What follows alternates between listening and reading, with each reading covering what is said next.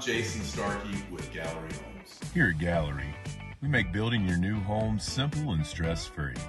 From sales to selections, we handle every step so you can enjoy the journey to your new home. This is Gallery, where your dreams become reality.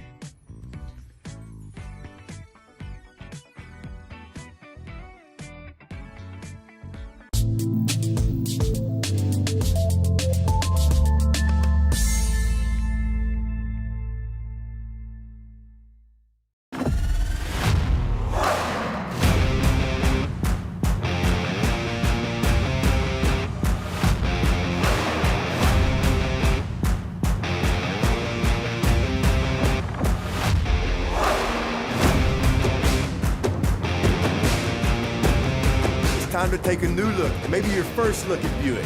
If smart, hip, and affordable is for you, Buick's your brand. Fruya Buick, Brownsville, Texas.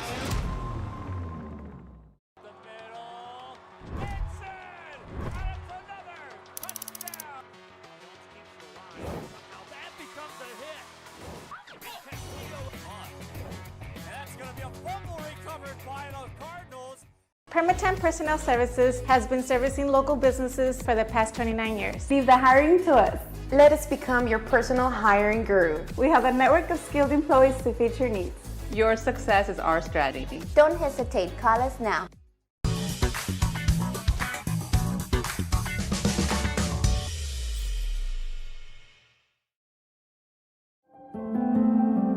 No matter where you are in life, Texas Southmost College is here to help you move forward.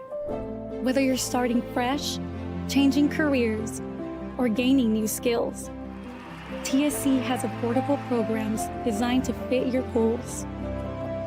It's time to take the next step. Think big. Think bright. Think TSC.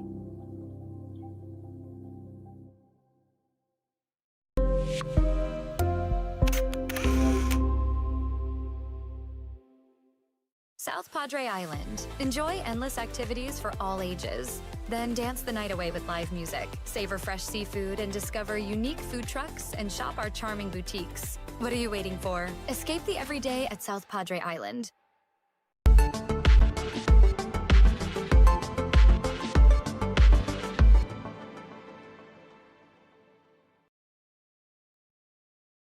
At Tortilleria Ibañez, flavor starts fresh every day.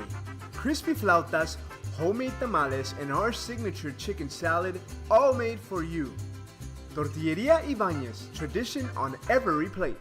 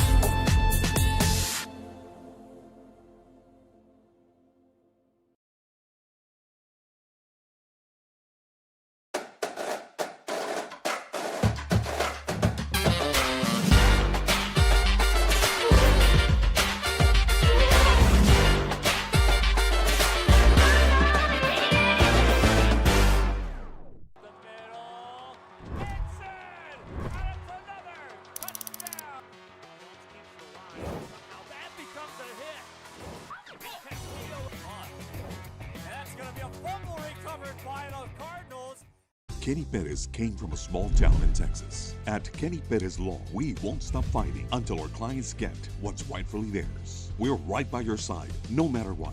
Call Kenny Perez Injury Lawyers today, 956-999-1111.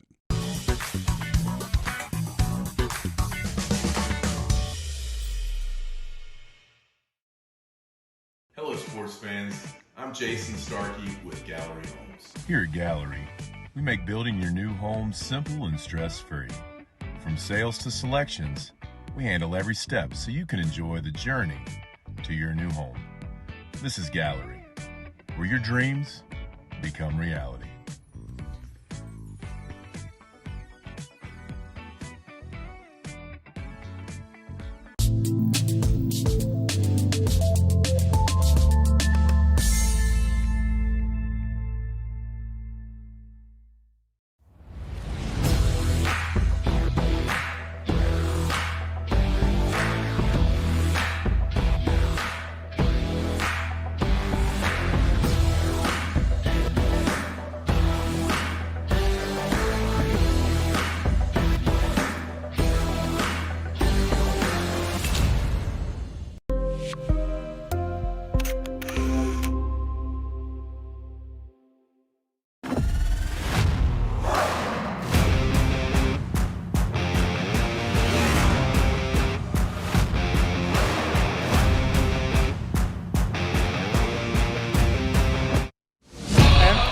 got my plan. I say lob it to Ryan Perez in the paint off a couple of screens. Esquivel to Garcia. Off the deflection. Los Fresnos comes back and wins. Now Santa Maria will put up a three. Bang! Santa Maria! There's Warner. Here comes a headed jam. Counted for two. Field. Adios! And the Falcons win on a walk-off. And it's saved. What a game. Cortez smacked to the left. That is gone. Lob for Perez. That's my play. Off the backboard. Count it. And a win. And a win. Ryan Perez wins the game for the Santa Rosa Warriors. And a very pleasant good evening, everyone, and welcome back to another broadcast here on the RSL Network. We are coming to you from Corpus Christi, Texas, and it's Cavaniss Field. And it's a playoff matchup between Medina Valley and the Harlingen Cardinals. To my left-hand side is Aaron Sines. I'm Joe Bowling. Thanks for joining us, Aaron. Here we are, back 14 years later, where we sat in this very booth and watched Harlingen pull off what many considered an upset when they beat Warren. They're going to have to do it again tonight. A lot of similarity to that team in 2011 for the Cardinals. A lot of talent, though a little bit younger this time around, I would say. A lot of offensive players that were really stout back in 2011 that helped them go to the next round. But tonight, they're going to be focusing on some defenders. They're going to have to rely on some linebackers, some defensive ends. That defensive unit as a whole, which, by the way, is Coach Manny Gomez's strength, right? And so I've got pegged here. We'll talk about it here in a few moments. Some impact players that they're going to have to show up tonight against that extremely strong running offense for Medina Valley. Medina Valley comes in. Their quarterback runs the show, if you will. Xavier Gonzalez, he has over 1,000 yards rushing. He has 961 yards passing, and that passing statistic is kind of skewed because of the fact they don't pass the ball much. They run the ball, and they run it a bunch. Gonzalez, 1,135 yards, carries 171 times. That's 6 yards per carry. Their other running back has over 500 yards. They've got another running back with nearly 400 yards. And these guys score touchdowns when they run the football. But again, Aaron Sines, they run the football about 90% of the time if they're in sync. You know, part of it, makes me wonder also, if they don't have to pass the ball, then why pass it? And so maybe perhaps they haven't had to do it as much, but really the strength of the offense is running the football, and they've been able to do it so well. To the tune of being able to really blow out teams along this 8-game winning streak, by the way, that they capped off last week with a huge win. 486 yards rushing last week against Canyon. And so you're talking about almost half a thousand yards last year. That just tells you what kind of running team this is. And unless they're pushed or boxed in, I should say, or defended well, then can they go to the pass would be the question. And we might or might not see that tonight. They lost twice in the regular season, back-to-back weeks to Bernie Champion, 48-21, and then they lost the next week to Bernie, 44-20. Mercedes fans found out what Bernie was all about last night. Losing to that football team tells you that you just lost to a quality football team. They put up 20 against Bernie. Mark that down. They can score points against quality football teams. But after they lost those two games, they did. You're looking at a team that hasn't been in the playoffs at all. Mm-hmm. You're talking about a team coming in with 3-8 in 2021-22, 4-6 the year before that, 5-6 before that. 2018 was the last time they had a winning season before this year. So you're talking about a team that isn't seasoned veterans in the playoffs. I know their schedule says we played some good teams, but this is the playoffs, and that means something. Well, and I tell you what, it's all about attitude and mindset. And, getting to it, I know we got to talk to Coach Gomez. We'll get into that here in a moment. But, when you're looking at perennial playoff teams, and as you look at some of the best across the state of Texas, there's a mindset that goes with it. They expect to be here. It's not too big of a stage for them, and it's just go to work. It's business. And so that's going to be something Medina Valley is going to either learn tonight. One way or not, they're going to learn. But it's going to be something that they're going to be able to exercise pretty quickly here if they're going to want to continue to be perennial type playoff teams. We know in San Antonio there's a lot of shifting around of talent. There's new schools popping up all over the place. And so sometimes you'll see a shift in talent and quality seasons. But this year, they're the hot ticket on that west end of San Antonio. The question is, will they show up with that mindset that they've been here before and act that way? Because Manny Gomez, we're going to visit with him. We'll have that interview after this break. We're on the pregame show. Brought to you by the City of South Padre Island and by Luke Faria Motors. We'll be back with the interview of Manny Gomez, and then we'll break down Harlingen. That's Aaron Sines. I'm Joe Bowling. This is the RSL Network. Back after this.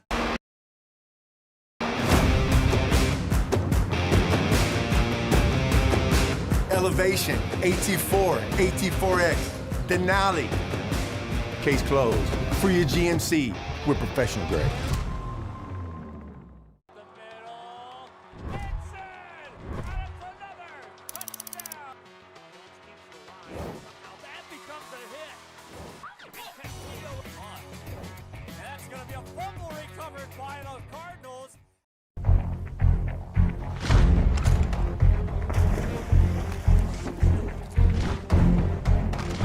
At Marine Military Academy, we educate those who dare to achieve.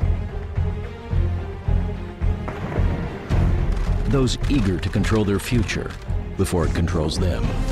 Those who can follow a path so they can eventually make their own. Those ready to join in order to stand out. Welcome to MMA, forging tomorrow's leaders.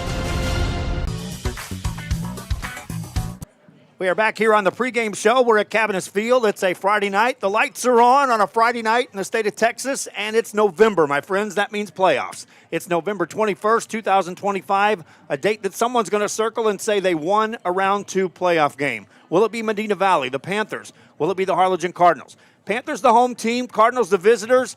I'm not certain it's going to be a home team atmosphere because the Cardinal fans started rolling into this place early. There were signs all the way up the highway encouraging the team. And before we get to the interview, Aaron, again, you get the feeling this is truly a neutral site with a neutral base as far as fans go. Yeah, and I love it. I love the location also. It's right off the expressway, but there are some Medina Valley fans already here at the game. A lot of orange and black here, but the Cardinal fans do travel as well, and so I agree with you. This is a perfect place to have this playoff game right here in South and the coastal bend of South Texas, right? And just looking forward to this. And so I don't know who yet is going to have the home field advantage. Can't really tell just yet, but I'm excited for this crowd to start getting pumped up here in about 15 minutes or so. We had a chance to visit with Coach Manny Gomez, the head coach of the Harlingen Cardinals, and we got him right in game mode, my friends. Here's that interview, then we'll break down the cards. Joining me on the pregame show, man, it's been a while. Coach Manny Gomez, thanks for joining me, sir. Yes, sir. Appreciate you having us. Hey, let's talk about this football team and what it means for you guys to be in the playoffs and up here in this game first. We played possum early on. You know, we blessed some folks early on.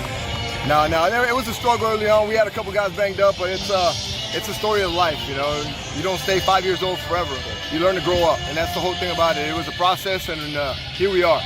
Coach, you talk about a program that has been consistent in the playoffs versus a team that hasn't been there in a while, and it's a story flipped. Most Rio Grande Valley teams are saying we're taking on teams that's been there.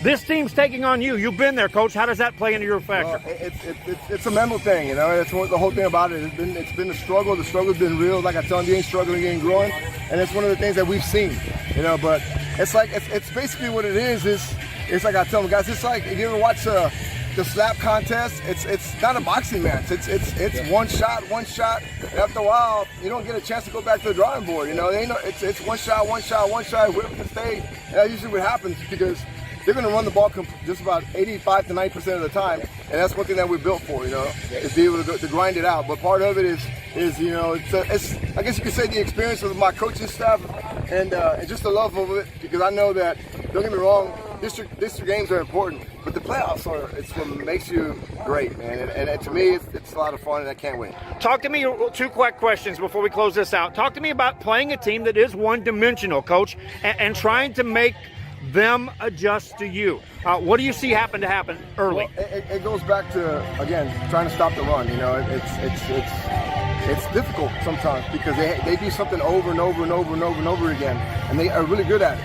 But, you know, certain little schemes that we're going to do and run to the football and tackle these guys, and it's basically what it is. Sounds cliche-ish, but eventually it's going to fall back to whoever makes the most mistakes, whoever creates the most turnovers, whoever has the most turnovers is usually going to be the outcome of a game like this. But it should be a fast game because obviously they run the ball consistently and they do it well. But I feel we got a great defense that is going to stop us and slow them down. And our offense is very explosive, so we just got to make sure that we give them the ball plenty of times tonight. Final question. You have a young quarterback. Coach, you know what it's all about when that one young quarterback has that game that propels him into the next level. Is he ready for this one? Absolutely. Indirectly, I was talking about him, about being young. You know, and he's grown up a lot. Think about it, when you were 15, 16 years old. That's how old this young man is. And he's grown up. He looks like he's 38, right? But he's a kid who's growing up. Mentally, that's part of it. We want to collectively increase our value when it comes to mental toughness. And how do you do that? It's through the grind. It's through the grit that we've developed. But I'm thankful for every team that we face because they prepared us for this night.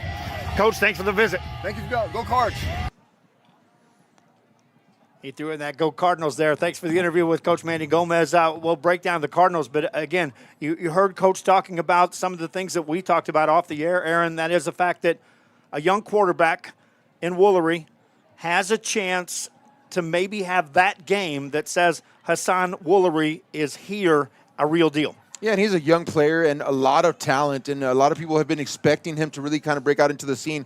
And he struggled early on this season. And again, you would expect that from a young quarterback. But I tell you what, the last few games, he has really poured it on, and really he is starting to establish himself in maturity in that maturation process. And so I was reading a stat here in one of the articles and said that when his passer rating is 110 and above, they're 3-1. And so that allows him to get set when he's efficient. Then it opens up the run game as well. And so lots to do with his maturation process, again, here in the second playoff. And so I think we're going to just see him continue to grow. And over the years, Manny Gomez coached football teams. He and his coaching staff has a way of showcasing the players that they need to make big plays.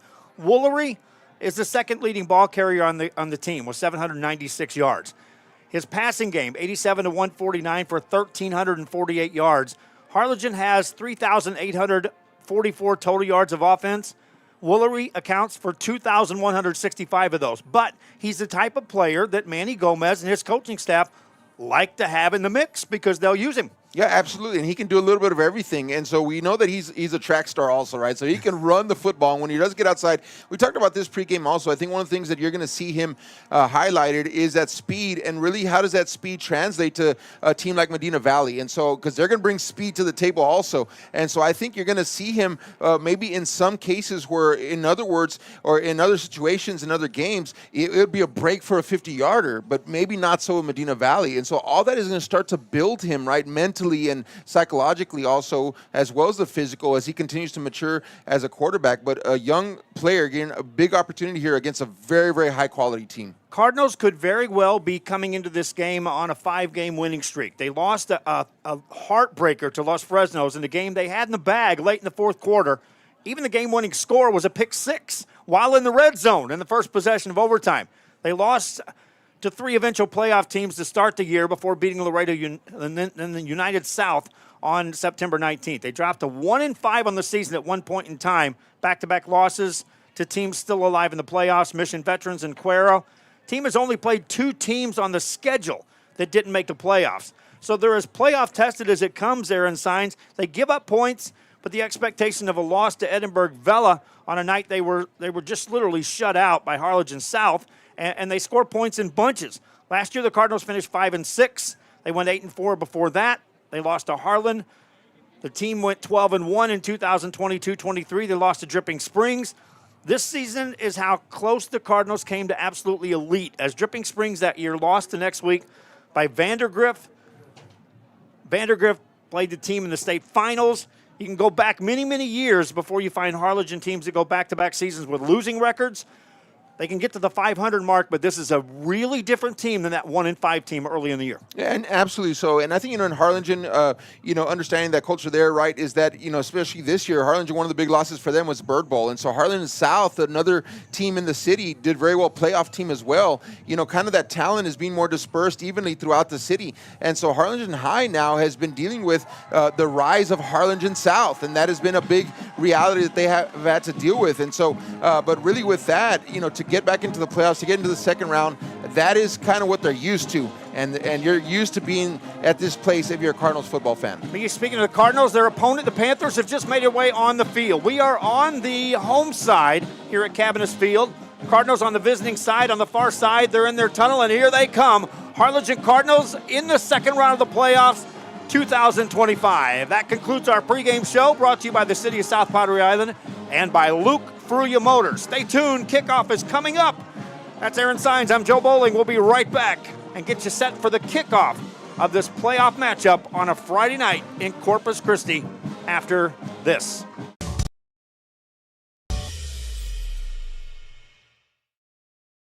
Permatemp Personnel Services has been servicing local businesses for the past 29 years. Leave the hiring to us. Let us become your personal hiring guru. We have a network of skilled employees to fit your needs. Your success is our strategy. Don't hesitate, call us now.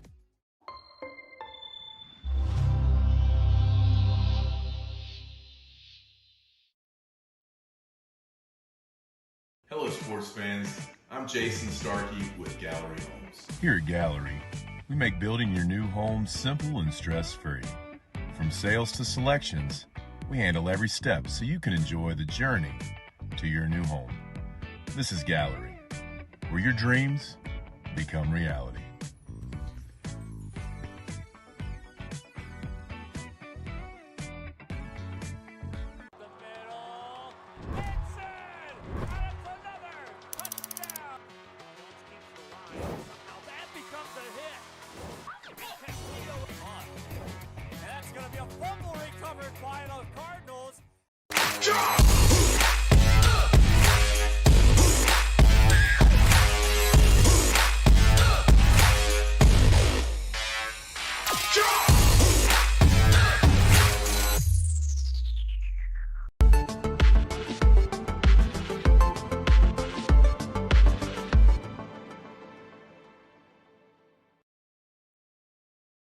If you've been in a car crash, call Kenny. We're available to take your call 24/7, and we don't charge a fee unless we win your case. When you're in a car crash, call Kenny. Call 999-1111 now for a free consultation.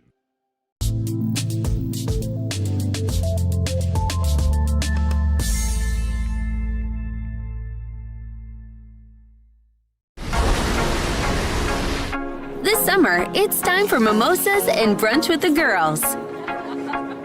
A beachside lunch with the kiddos. Delicious Bayside burgers. And world-famous fried shrimp with a cold one. South Padre Island has your breakfast, lunch, and dinner plans covered. Book your summer getaway today.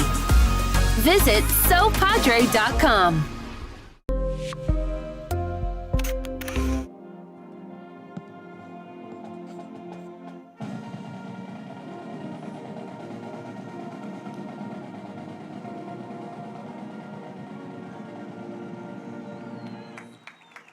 Playing of the national anthem in the books, and we are getting ever so close to the kickoff of this one. You see the Harlingen Cardinals on the far side of the field. Behind them, their fans are locked in as the visitors here at Cabinets Field in Corpus Christi. Our appreciation to the CCISD School District for assisting us with a great place to broadcast this game. And again, I'm as comfortable as I can be sitting right here next to Aaron Sines. I'm excited for this game. I'll tell you what, it's incredible. I was driving up here, also saw some vehicles painted, right, coming up from down south in the valley, and started getting closer here and seeing the orange and black as well from Medina Valley, and just excited. You know, people are genuinely excited in this whole regional area for this game, and so there's nothing like high school playoff football, especially once you get into second, third, and fourth and beyond rounds. And so just genuinely excited and really anticipatory of what's going to happen here before us this evening. And by the way, thanks, big shout out to Corpus Christi ISD for just having us this beautiful spot to call this football game, and just really appreciative of that. So coming out to greet are the team captains, and we'll see if we can pick up if they've mic'd up the referee. That'll be kind of cool. Maybe I'm too used to college here that we can mic up a referee, but we'll see what transpires here on the opening toss. And if you're Manny Gomez, traditionally you say, I want to be on defense first. I'm not certain he wants to be on defense against this football team first. Yeah, this football team for Medina Valley, again, I mean, just an offensive rushing juggernaut. 486 yards rushing last week versus Canyon. They're on an 8-game winning streak, and so they're going to bring it right away. And I think you're going to have that explosiveness right away to start the game off. It's just like anything else, though. If I know Cardinal football well, I know that they like to come out and punch in the mouth. And so if they can get that first big hit stick or that big first, oof from the crowd, I think then it slows things down. And so defense, that is Coach Manny Gomez's name of the game, and so I think he's going to bring it right away. Here comes the call. The official says the Cardinals did win the coin toss. They defer, so that means their defense will be on the field. You're right. If you're going into a game saying, hey, we're going to have to stop the run, then why not set them up and say, let's do it on the first possession of this football game? Absolutely. In Medina Valley, we know that they're going to be able to come out here and they're going to do it not just with the quarterback, but also running backs. And so I like the boldness and the courage there from the Cardinals saying, you know what, bring your best right off the front here and let's see what we can do. Let's see how our defense responds to a team like this. Medina Valley, of course, they get an opportunity to say, hey, watch us. We want to run downhill. We want to create some plays. We want to take time off the clock. Keep Woolery off the field, also keep Huerta off the field. And so Medina Valley, for them, this is a big opening drive also because they can be successful and take time off the clock. They just help themselves a lot. Panthers will be in the black uniforms. They make their way across the field. They'll be going right to left as you take a look on your screen there. By the way, thanks for tuning in wherever you may be. Help send the word out to other fans where you can watch this game. And we may have other entities that have better camera angles. I assure you, the broadcast quality of the announcers, I'll put us up against anybody, my friend Aaron Sines. Well, that's because you're here, Joe. So I appreciate that. The Panthers will be returning the kick to start this football game. Austin Alanis, or check that back there is Easton Lang. He's a sophomore.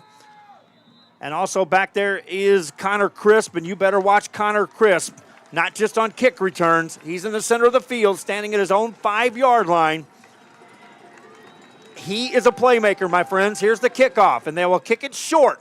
And it's going to be a fair catch called for and made by Medina Valley at the 35. Well, first of all, you say we're not going to get it in Crisp's hands right away. Second of all, Cardinals saying we're going to give you field position at the 35. Here we go. Well, number 6, Alano Jaramillo was there on the reception there. And again, keeping it short, keep it out of the playmaker's hands there and deep in the back of that kickoff return unit. And so I like how Harlingen's coming out right now and they're saying we want to just match the best for best. We want to see what you got. I'm going to talk real quick, Joe, before we get into this. 4 key defenders here for Harlingen tonight. It is going to matter. Renteria, number 7. We got Esteban Esquivel, number 15. Davin Halverson, number 25, and number 42, Gerardo Sanchez. Those guys together, I mean, they equate for over 320 tackles. They're going to have to bring it tonight against this offense. I'm saying their names often. Good things are happening for the Cardinals. Running play on first down. Quarterback keeps it, gets out to the 40-yard line. Xavier Gonzalez will call his name a bunch tonight.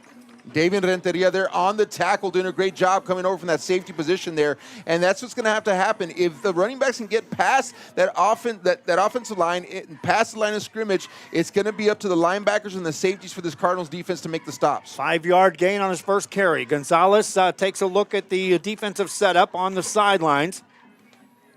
Has a single back in the backfield on this 2nd and 5 play. Just underway here in the first quarter. Play scoreless game in the playoffs. Handoff up the middle. That goes for a couple of yards. No more. 3rd down coming up. Cardinal defense has an opportunity to make the first play. That carry by Jason Zendejas. Number 51, Caleb Hernandez there on the stop there on the defensive line. And so he just heard my comment there and he says, I'm not going to let the linebackers and safeties have all the fun here. I'm going to come at it from the defensive tackle position. And he does from that 2 technique right there, running 4 down linemen. And they're running 2 to 3 linebackers depending. And they're moving them all over the place to try to create some confusion. 3rd and 2 for the Panthers on the opening drive. Quarterback keeps it on a read, bounces it right side, dives forward. We're going to take a look. He needs to get to the 45. It's going to be close. Well, Esteban Esquivel was all over that tackle right there, and I do think he was able to get across the line of scrimmage to make that tackle, but I think forward momentum is going to allow the running back to get that first down, but Esquivel there showing what he can do. I mean, he just ran into a wall, and so that physicality that we're talking about, it's happening already tonight, and I think it's going to be a long night for the guys in the trenches, Joe. 2 yards on the gain. That's enough for a first down. 2 carries, 7 yards on the night for Xavier Gonzalez. He takes a snap here, hands it off, first guy through, rumbles forward, gets another solid 5 yards on first down. Second carry of the night for Zendejas. And yet another tackle there for Esteban Esquivel, and he is going to be called upon a lot. That time coming from the middle of that linebacker formation, and so they're showing blitz on the outside linebackers, but really Medina Valley is just running it up the gut, Joe. They're running inside A gaps, and so they're depending on their center and their guard to get a push on the defensive tackles, and it's working. Just 3-4 yards at a shot. That'll get you first down in about 3 or 4 plays. Again, watch Connor Crisp on this football team. Goes in motion here. This is going to be a quarterback keeper. Got 3, and it's going to be another 3rd and 2 coming up. These are all positive gains for the Panthers on the opening drive. Well, Esquivel there again. This time he floats over the top to make that tackle. And that time he had me fooled. I thought the handoff went to the running back up the gut again. This time quarterback kept on the outside. And that's the thing. And I tell you what, quarterback, if you watch him, look how low he gets under center, Joe. Like he is almost hidden from the linebackers. He squats down super low. And so it's hard to watch him when he's exchanging that football. He's a third down carrier here and surges forward, gets behind his right guard and just pushes forward for a 4-yard gain. Chains move again for the Panthers.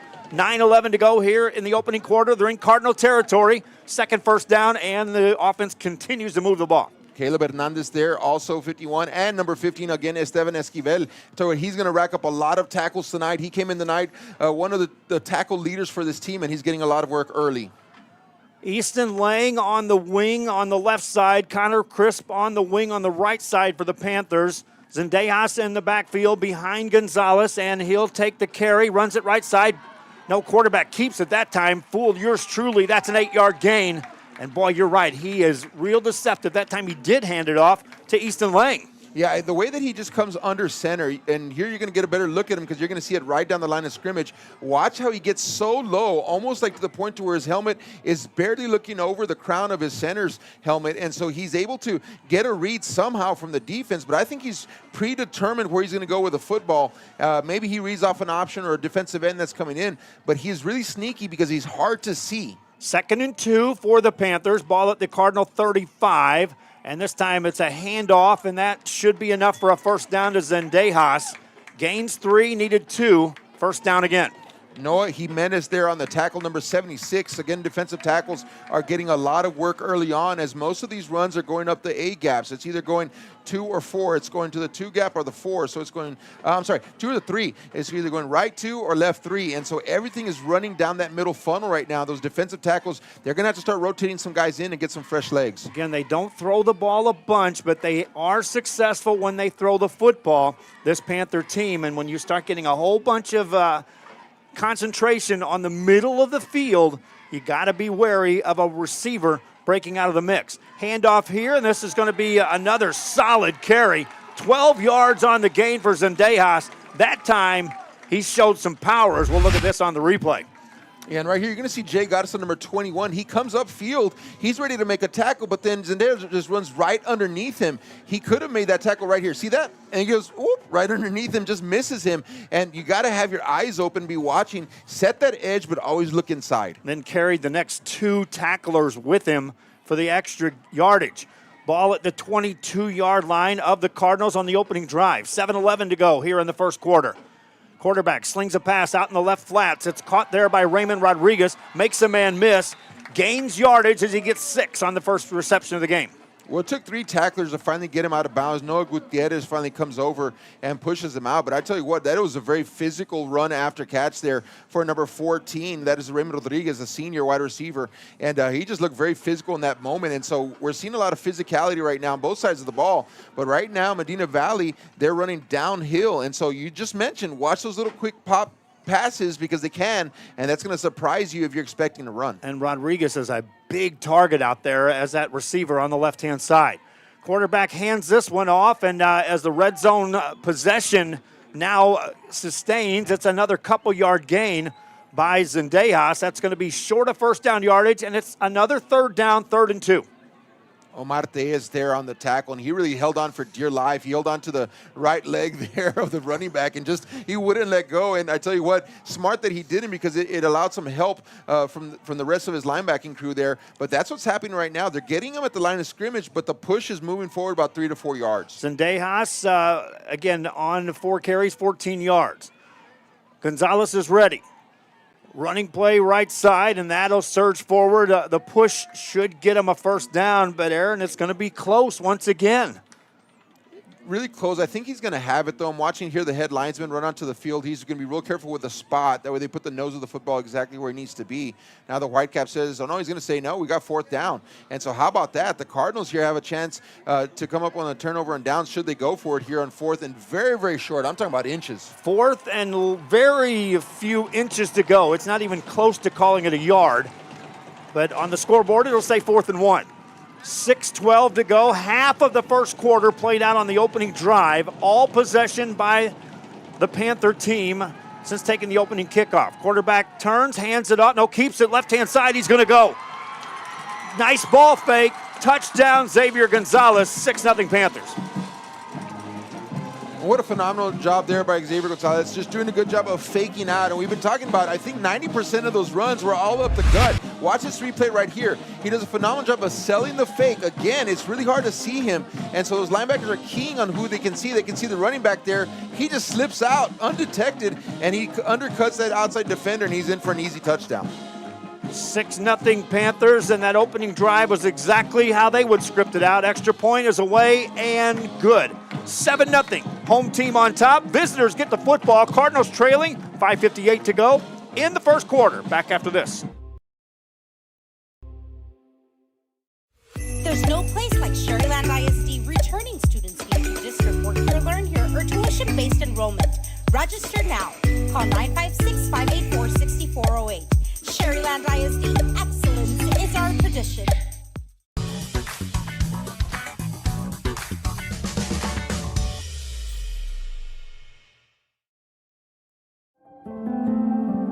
No matter where you are in life, Texas Southmost College is here to help you move forward. Whether you're starting fresh, changing careers, or gaining new skills, TSC has affordable programs designed to fit your goals. It's time to take the next step. Think big. Think bright. Think TSC. Back here for the kickoff. Medina Valley leading 7-0, and they'll boom this kickoff out of the back of the end zone.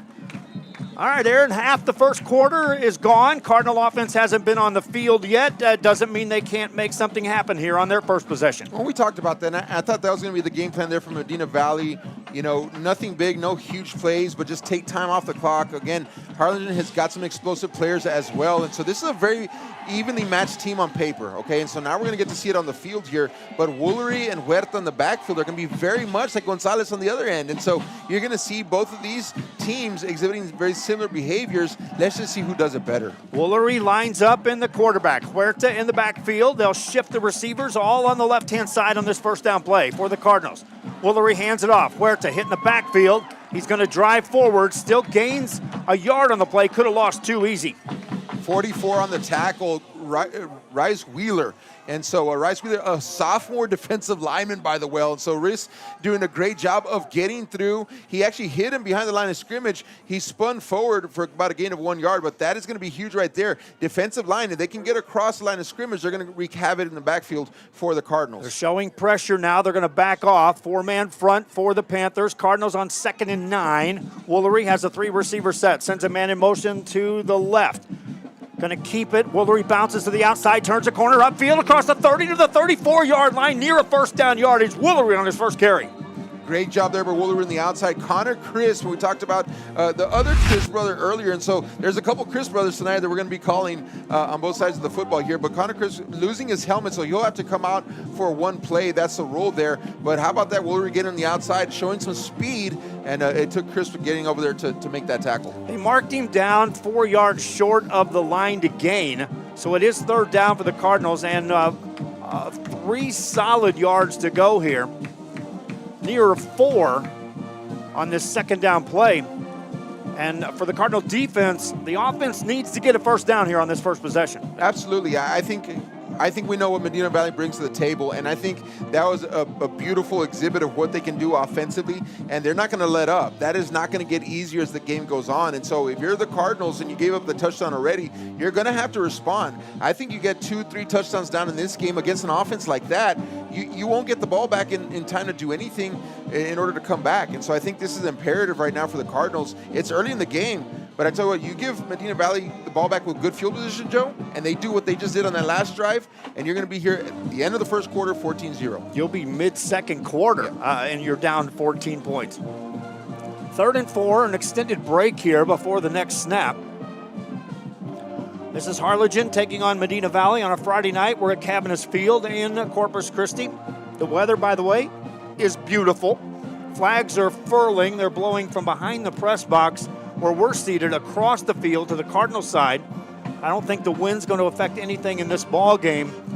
And the weather certainly is perfect conditions for a football game in a playoff scenario here on a Friday night. The officials talk things over. They're going to have a timeout on the field now, an official timeout. Send the two teams to the sideline. We'll take a break, and we'll talk about why they did that. We'll both figure it out. Back after this.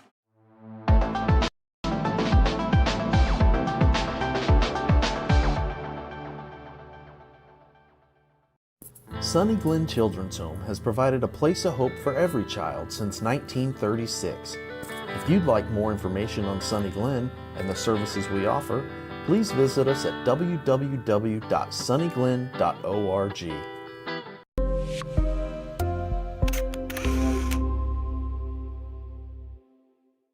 Kenny Perez came from a small town in Texas. At Kenny Perez Law, we won't stop fighting until our clients get what's rightfully theirs. We're right by your side, no matter what. Call Kenny Perez Injury Lawyers today, 956-999-1111.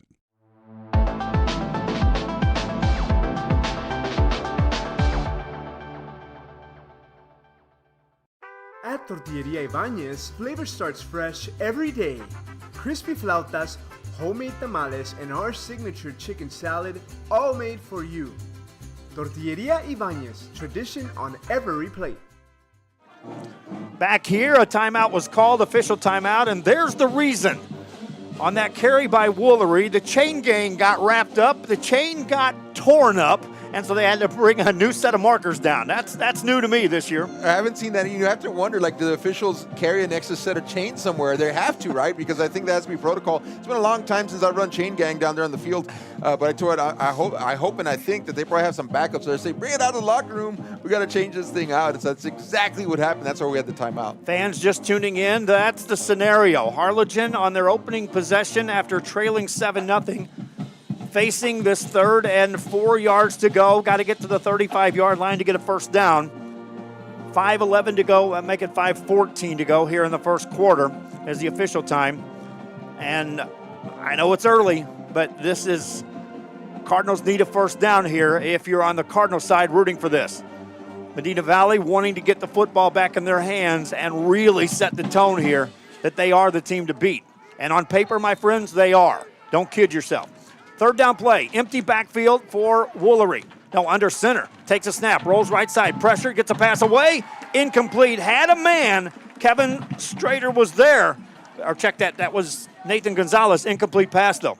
Well, I tell you what, number 8, Christian Maldonado there, he did a great job. He put the pressure there on Woolery. I think he made Woolery throw the ball about a half second earlier than he wanted to. If he would have had that extra half second or even to a second, he would have been able to connect with Gonzalez downfield because Gonzalez had about 10 yards to work with. That would have been first down and more. And so excellent job there. The pressure by number 8, that's Christian Maldonado, senior defensive back.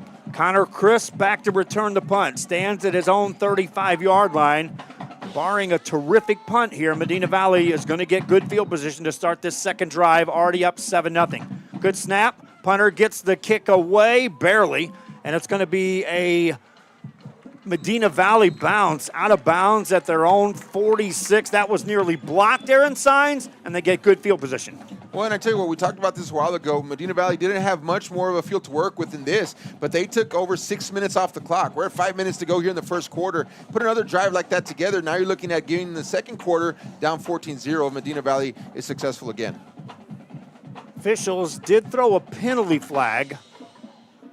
What would be on the defensive side of that punt. It may be somebody trying to get a block or a hit as the punt was in the air. We'll see if we can get the call.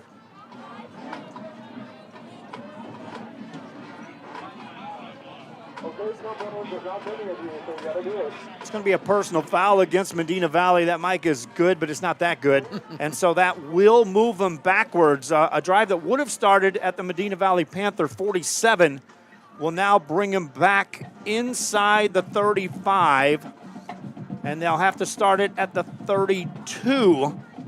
Again, they went 25 yards and made it look easy. Maybe extra yardage helps them in ball control. Yeah, I don't know. Just looking at that offense, the way that it's built, and I'm going to see here the Cardinals will start rotating in defensive linemen, because that is really where a lot of the atrophy is going to happen throughout the game. And so they're going to have to keep those legs fresh in here, because Medina Valley, they're just pounding the rock here at 3 or 4 yards a spot. Gonzalez under center, takes the snap, runs it right side, got across the 35 to the 36-yard line on that first down play. Well, I told number 15 there, he's again in the mix there, Esteban Esquivel, and I think I've called his name about 6 times already tonight, so he's around 6 tackles on the evening, but that time he was trailing, and so that means that he got upfield, and then he had to turn his body and then chase the ball carrier downfield, and so anytime you get into that position, it's going to be a gain for the quarterback in that case, and so the Cardinals are going to have to get back to making the hits behind the line of scrimmage, because Medina Valley automatically is getting 2 yards down the field plus extra. Gonzalez on a 5-yard carry there. He keeps it, bounces it outside, gets hit hard this time, still drives forward near first down yardage, and on second effort, he may just move the chains again. He does. Well, Davian Renteria is finally there, able to make the tackle, but it's too late. It's a first down now. And again, I don't know if it's a black jerseys, Joe, and it may just be my eyes, folks, but the way that he exchanges this football, I mean, I don't know who has it until about a second later, and I can tell, imagine what it feels like down there in the field of defensive tackles and linebackers, how quick he exchanges that football. You don't know if he has it or he's giving it to a running back. Gonzalez under center. He's got 8 carries for 40 yards, leading the way in the rushing game for Medina Valley. Keeps it here, runs right, gains 3.5, and arguably that's a good play for the Cardinal defense just to limit them to under 5 yards on a carry.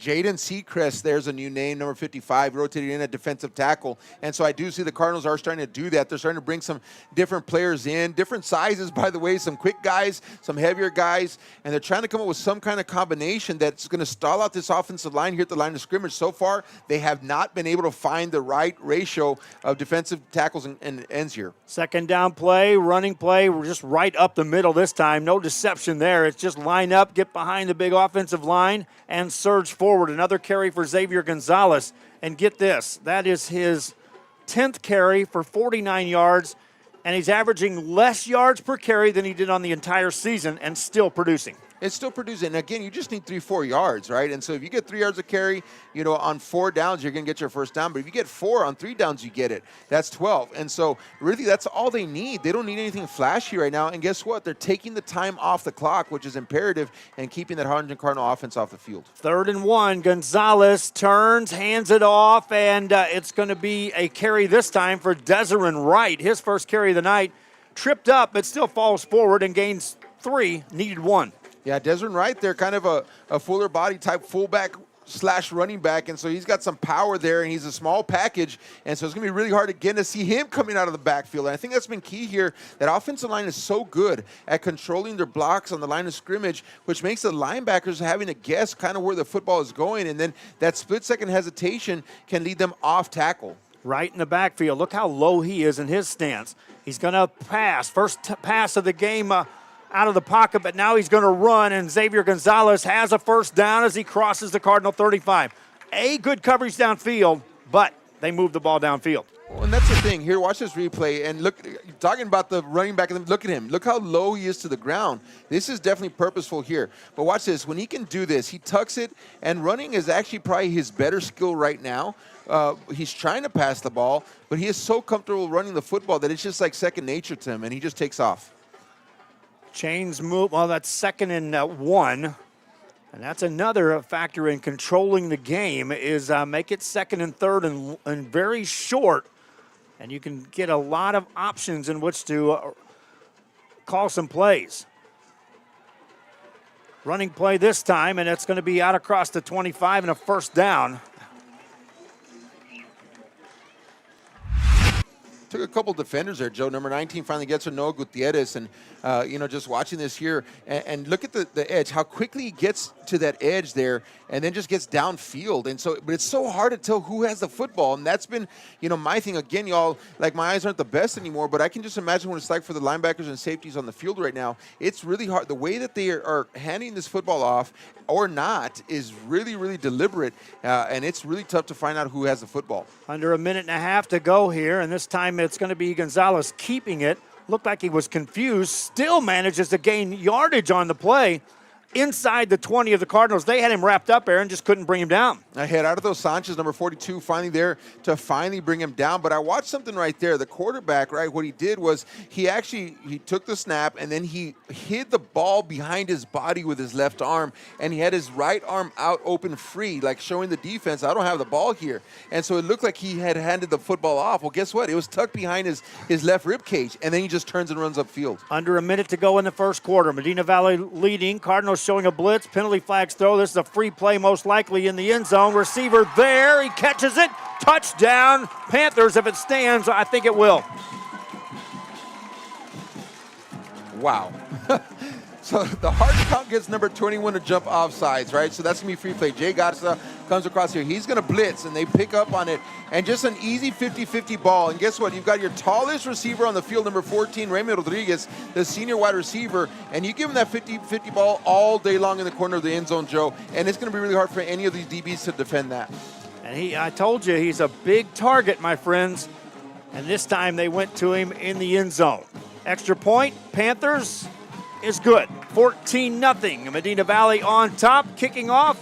First quarter just about over. We'll be right back after this.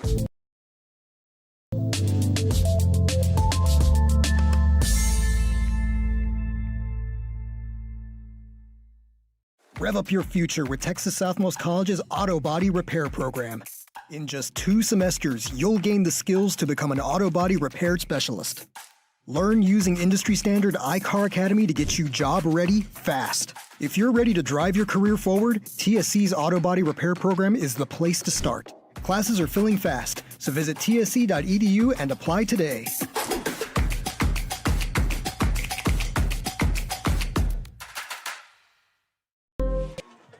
Back here, and we're ready for the kickoff. Medina Valley on top of Harlingen, 14-0. Cardinals send the return team back. Last time the kick sailed 9 yards into the end zone with no chance for a return. This time the Panthers kick a shorter kick. This is going to be returnable for the Cardinals. Out across the 10, 15, 20, and 25, 27-yard line.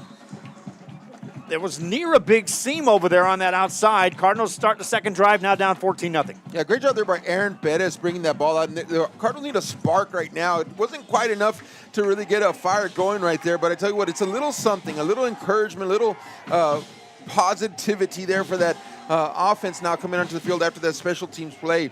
But I tell you what, Cardinals, they can play. They got offensive talent here. They can stretch the ball downfield. Woolery's going to have to go to the pass, in my opinion, Joe, because right now the line of scrimmage was controlled by Medina Valley last time out. And you saw some pressure coming on pass plays on that first drive of the Cardinals. Woolery keeps it, bounces it outside, turns it upfield. Got a block, crosses the 35 and more to the 40, slides down. First down Cardinals. He got a terrific block outside. Well, I tell you what, there was a hold that was missed right there. And watch this on number 8 on the edge at the bottom of your screen. You're going to see this, and it's going to be very plain as day. The right tackle, he's going to get a hold of him right here. I'm sorry, that was a pulling guard, and he just yanks him back right where Woolery made his cut. And so the Cardinals get away with one right there, but first down, Harlingen. Chains move for the Cardinals. That's their first down of the game. This time Woolery's going to get hit in the backfield, and down he goes. Football came out. They blew it dead. That's a 7-yard loss. Well, that's Christian Maldonado, and he was the one that was held on that last play right there. And so I think he said, I'm going to make this one right here. He's like, I got held last one. This time I'm going to come up. I'm going to create some mischief here in the backfield, and he does. And he brings down Woolery hard. Now, there is a player down on the field, Joe. It's one of the Cardinal linemen that's down, and they're going to attend to him right now. Medina Valley, well, they gave up that first down, and then immediately came right back. Now the football, as we're looking at it, is spotted at the Cardinal 39. That would be a kind spot if that's where they put that ball. Well, Joe, I regret to inform. I think that's Woolery that's down.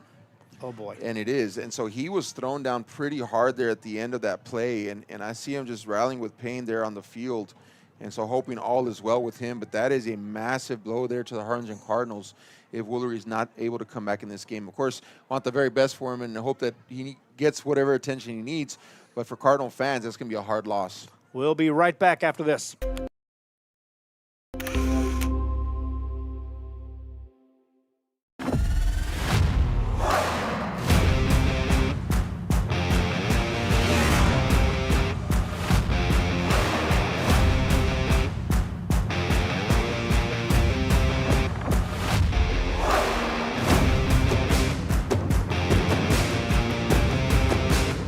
Innovation, AT4, AT4X, Denali. Case closed. For your GMC, we're professional grade.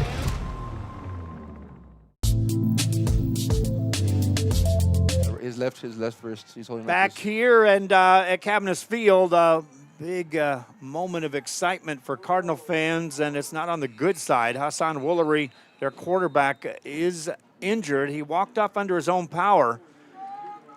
And Gavin Cisneros, it appears, is going to take over running the show for the Cardinals, but he'll do so in the second quarter after 12 minutes of play. It's 14-0 Medina Valley. Back after this timeout.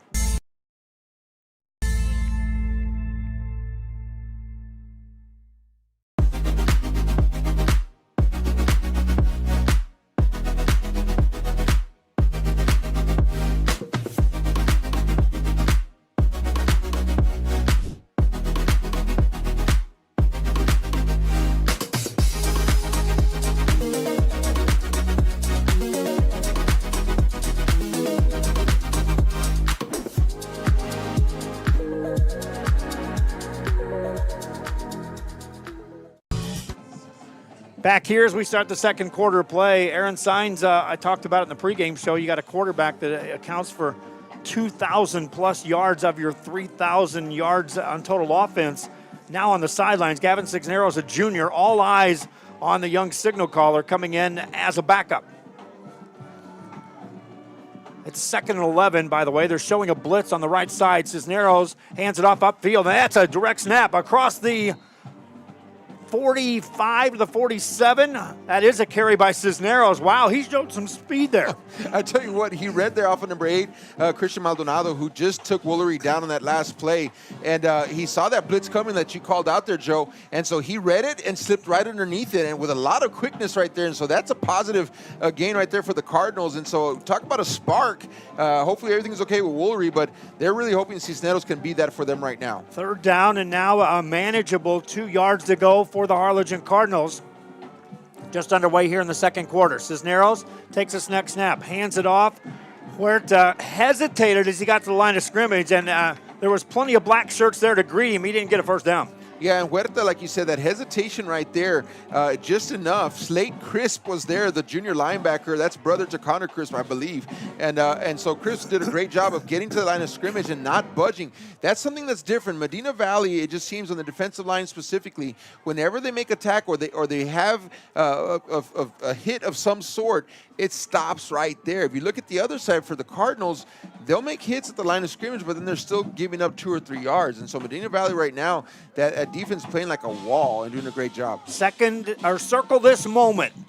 4th and 1 for the Cardinals. They sent the punt team in, brought them back out, bring the offense on the field. We're going to keep it here rather than go to a commercial break because Aaron Sines down 14-0. Ball at your own 49-yard line. Manny Gomez, I don't think it's panic situation. Maybe he's just saying, I trust my offense can get a yard here. I think so. You need momentum shift right now. Look, right now as it stands, honestly, just watching the way Medina Valley has played so methodically early on, I think whether they get the ball at the 50 or they get the ball at their own 5, I think that they're going to make a run with it. That's just, they haven't been able to stop it yet. And so if you know that more than likely they're going to take time off the clock and they're probably going to get a score, and you got a chance with a yard to go, I'd try to get that yard. That's just me personally. And, of course, whether he does or doesn't, it's going to be critiqued. But the Cardinals need some momentum right now, and they need something big to be a spark for that offense. Cisneros stays in the ball game. We've been trying to look over on the Cardinals sideline and see if we can spot Hassan Woolery. I haven't seen him exit. I haven't seen him over there on the Cardinals sideline either. They're doing a good job of disguising wherever he's at. Under center will go Cisneros. Turns, hands it off. Huerta dives forward, got a first down across the 50 to the 48-yard line. Doesn't matter if it was a 3-yard gain. They needed 1. They got it. Yeah, great job there by Huerta, and he's showing that he's a strong runner. We know that he has the speed to break away as well, but right then they needed a power back, and that's exactly what he did. And that time Medina Valley, I talked about how good they've been right there on the line of scrimmage. That time, the offensive line did a great job of getting a push. About 2-yard push is all they needed, and they got it. So there's a little spark right there, 1st and 10 Cardinals. Cardinals set up now in Medina Valley territory on a first down play. Cisneros the quarterback.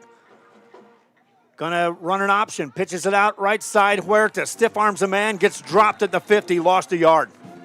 You know, watching Medina Valley's defense here, they're running with 3 down linemen. That's it. So essentially they're running with, 8 defensive backs and linebackers, okay? And so what they're doing is they're trying to neutralize any kind of speed that the Cardinals have. And so they're trusting that their guy's down on the football. Number 44 there, he's there on with his hand in the dirt. That's Reese Wheeler. And then, of course, you got number 8 on the other side. That's Christian Maldonado. They're trusting. And then their nose guard there, I'll get you his name and number here in a minute. But those guys are controlling the line of scrimmage, Joe, with 3 down linemen. Second down and now 12 yards to go for the Cardinals after the loss. Ball squarely at the midfield stripe. Cisneros to throw. Steps up. Pressured, rolls out, gets away from a man, gets a pass away, it's caught.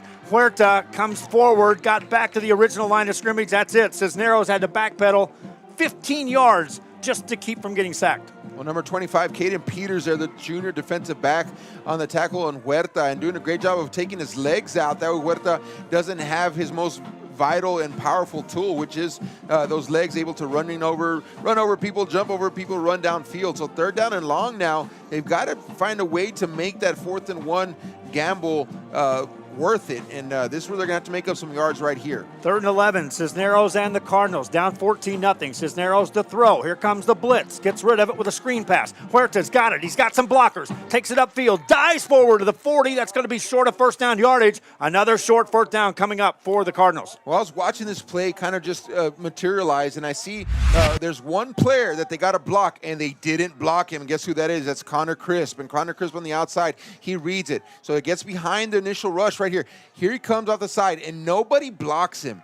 And so you got to get, especially a defender, but you got to get Connor Crisp down because he is a game changer. They didn't get him. They didn't get the first down. Second time the Cardinals have went for it on 4th down. Cisneros hands it off. Huerta drives forward. I'm not sure he got it. The initial spot says no, and Medina Valley may have just made the big play on the defensive side. Well, Huerta right there, and you talked about the hesitation earlier on one of his carries.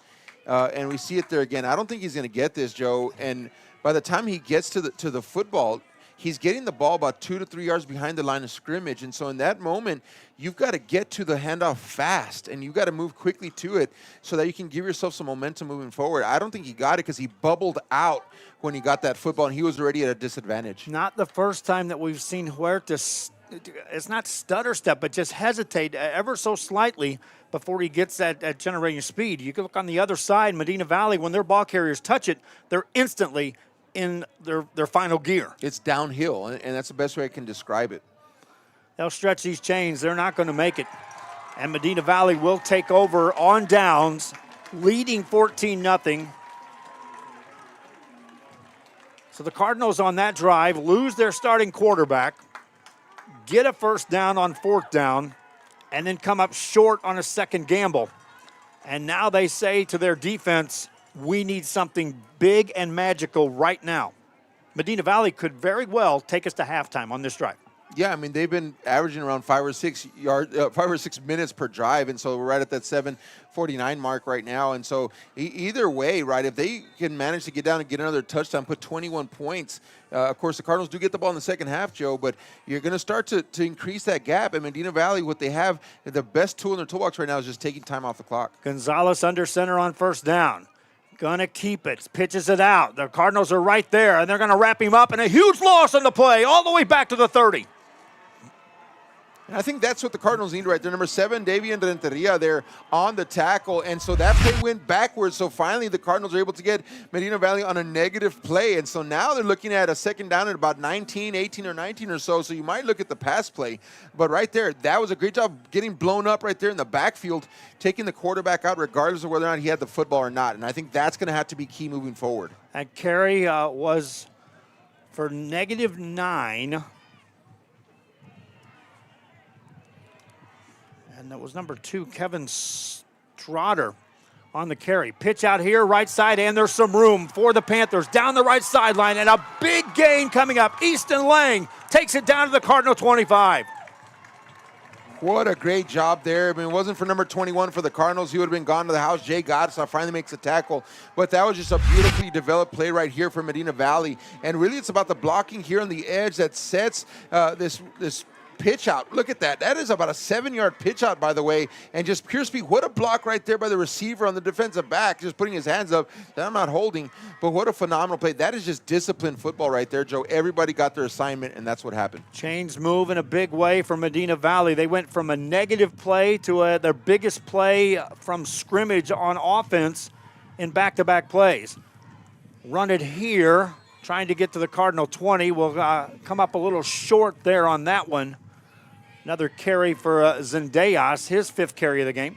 Well, Esteban Esquivel there, number 15, doing a good job of getting there on the tackle. Again, about 2 yards downfield already. But I tell you what, after that big play right there, for the Cardinals to come back up and shore up one is going to be really important here. They're going to have to play really strong because Medina Valley has got a lot of momentum on their side. Gonzalez and his offense has racked up right now 169 yards of total offense here in the first half.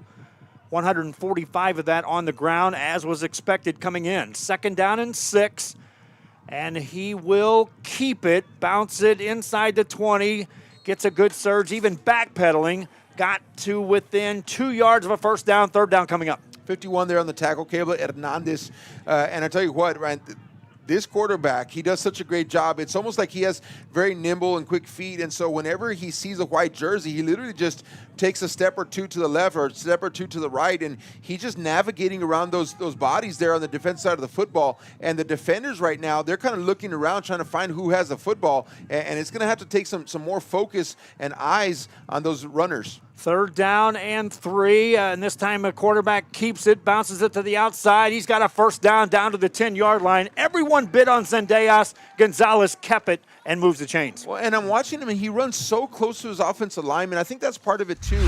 You check it out here. He, literally slides on the back of his offensive lineman. Look at this. Right on the back there. And so what that does is it creates a space between the quarterback and the defenders. They don't know where he's going with the football.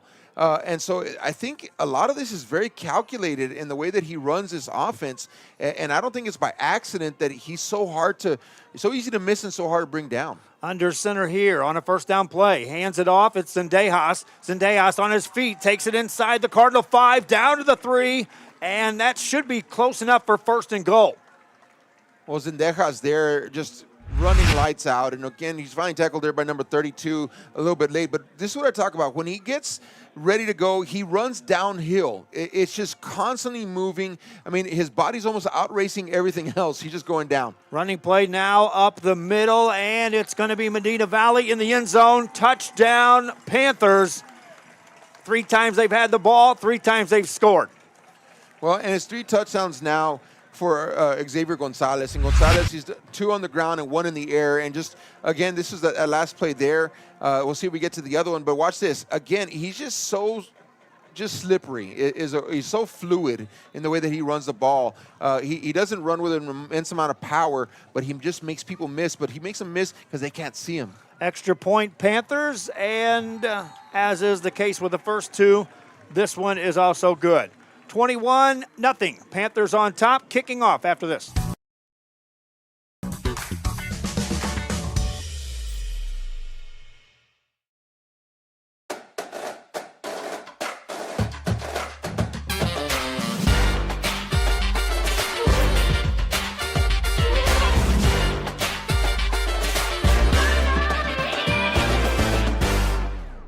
Kenny Perez came from a small town in Texas. At Kenny Perez Law, we won't stop fighting until our clients get what's rightfully theirs. We're right by your side, no matter what.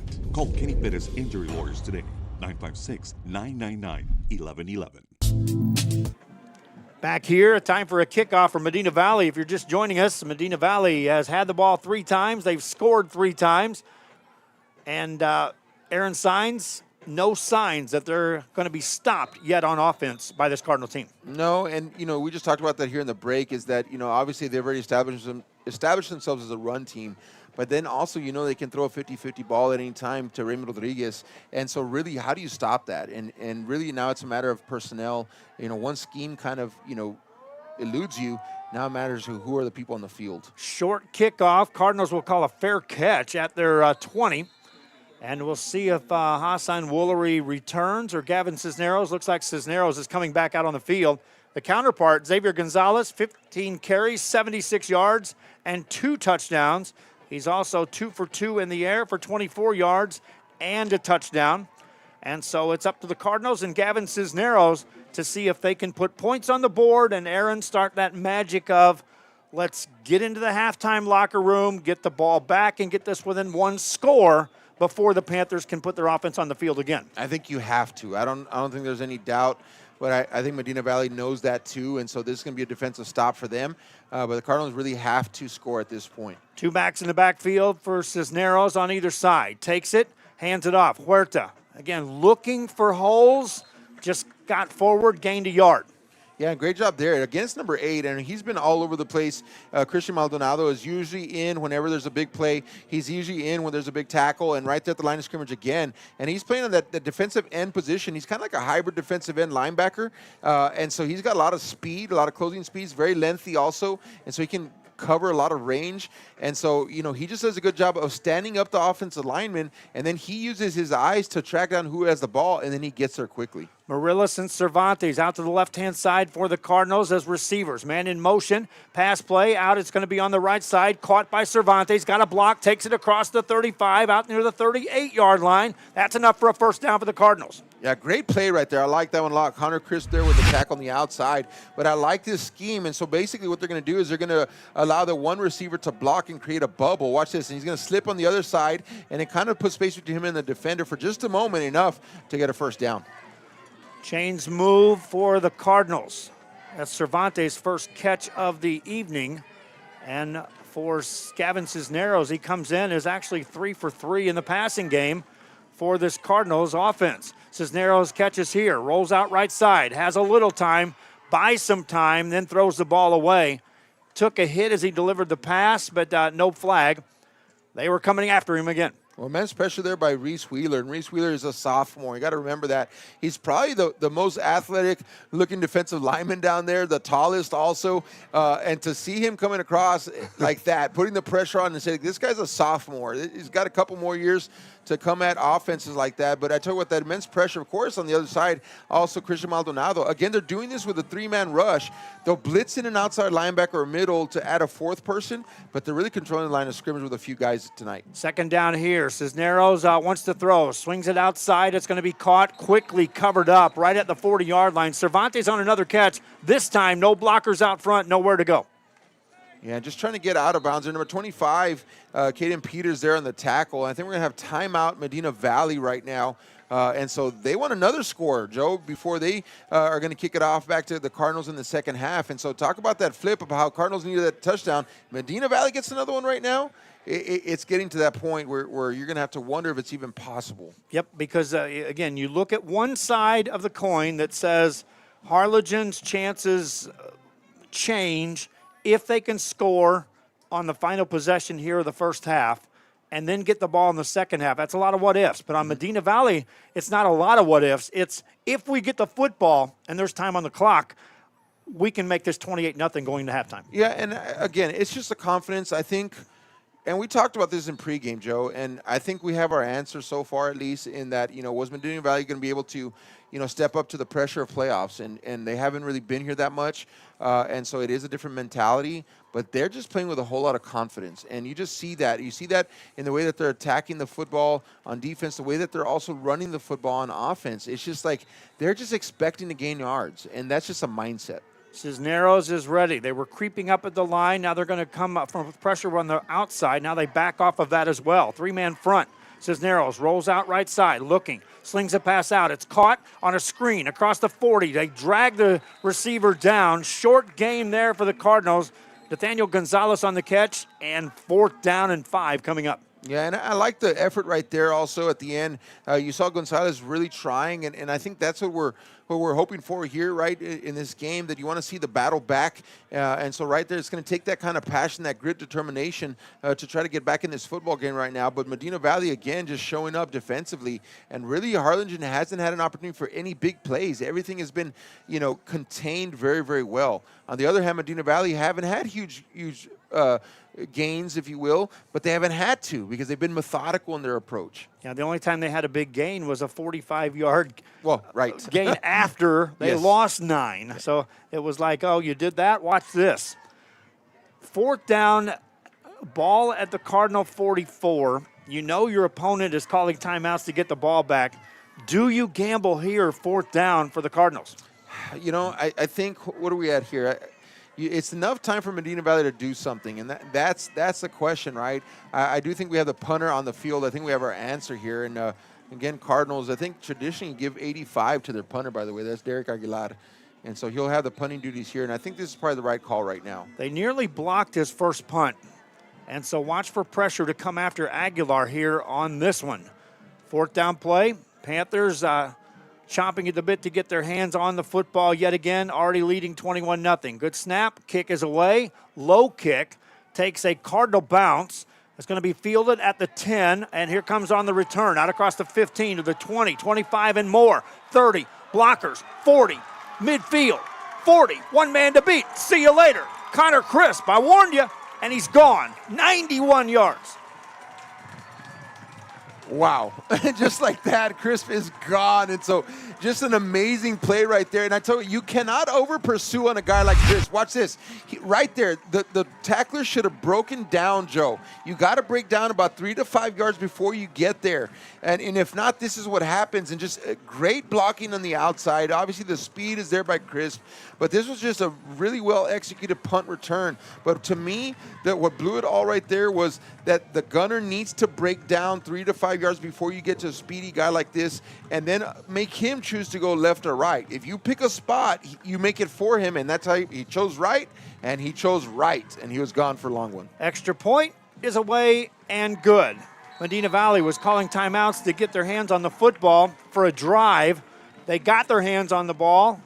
Punt return for a touchdown. Cardinals offense now with 2:38 to go here in this first half. This is do or die moment for this Cardinal offense in the first half already. And I feel like, we've been approaching that moment, and we're kind of alluding to that. And I think you just got to come out and say it. Like at 28-0, I mean, you got 2:38 on the board. You got 2 timeouts remaining. From what we've seen so far from this Cardinal offense, they have not been able to really produce anything downfield. And so it would take really a miracle at this point. Look at this. They're expecting an onside kick because they're looking at Medina Valley. It's like these guys are going for the jugular now. And so, smart move here by the Cardinals putting their hands team out there. And I wouldn't pass Medina Valley. The way that they're playing, this is extremely aggressive, Joe.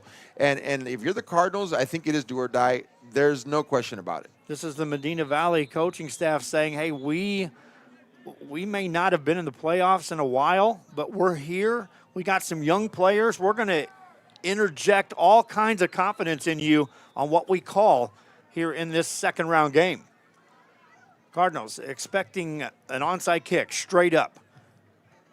Medina Valley will now back off and go into a traditional kick formation.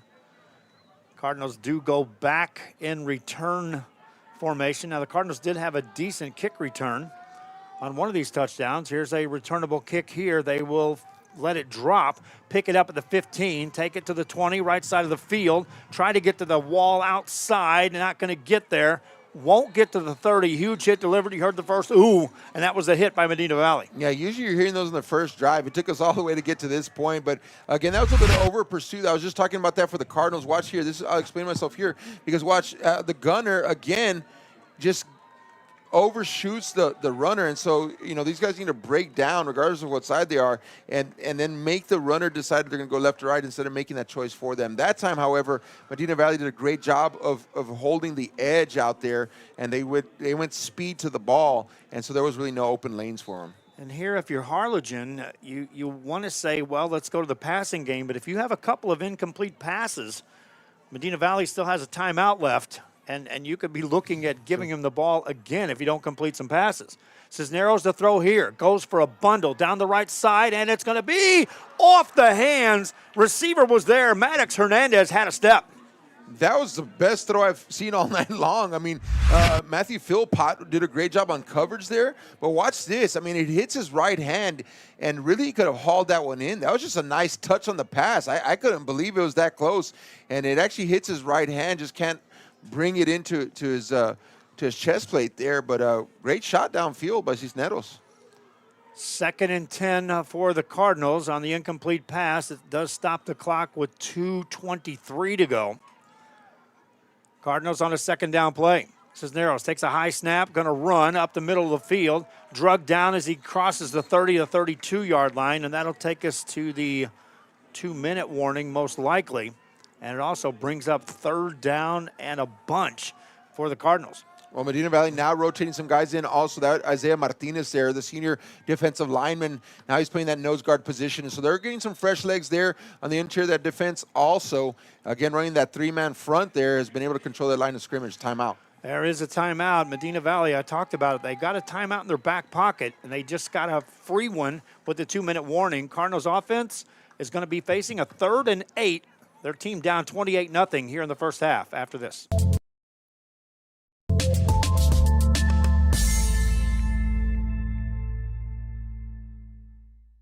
Turn your passion into a powerful career at Texas Southmost College. Our automotive technology program will train you in everything from maintenance to full vehicle systems repair. Earn a certificate or associate degree and get certified to work as a C maintenance or B-level technician. You'll be guided by seasoned instructors who have decades of real-world automotive experience, helping you get ready to roll into the industry. So take the wheel and apply today at tsc.edu.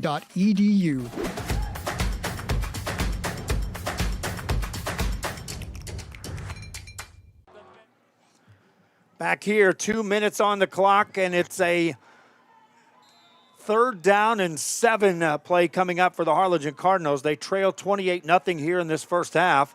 They'll get the ball to start the second half. Gavin Cisneros and company needing some kind of big magical play here. Right side pass, that's going to be caught on the sidelines, and that is enough for a first down. How about that catch? What a catch there. And again, on the defense part, number 4. So they're really working number 4 there, Philpott, and this time able to make the connection. I tell you what, I like Cisneros' arm. I think he actually has a really good arm. He can get the ball downfield. A little timing pattern there just flips it up. And what a catch, and staying in bounds there, little toe tap. Move the chains for the Cardinals.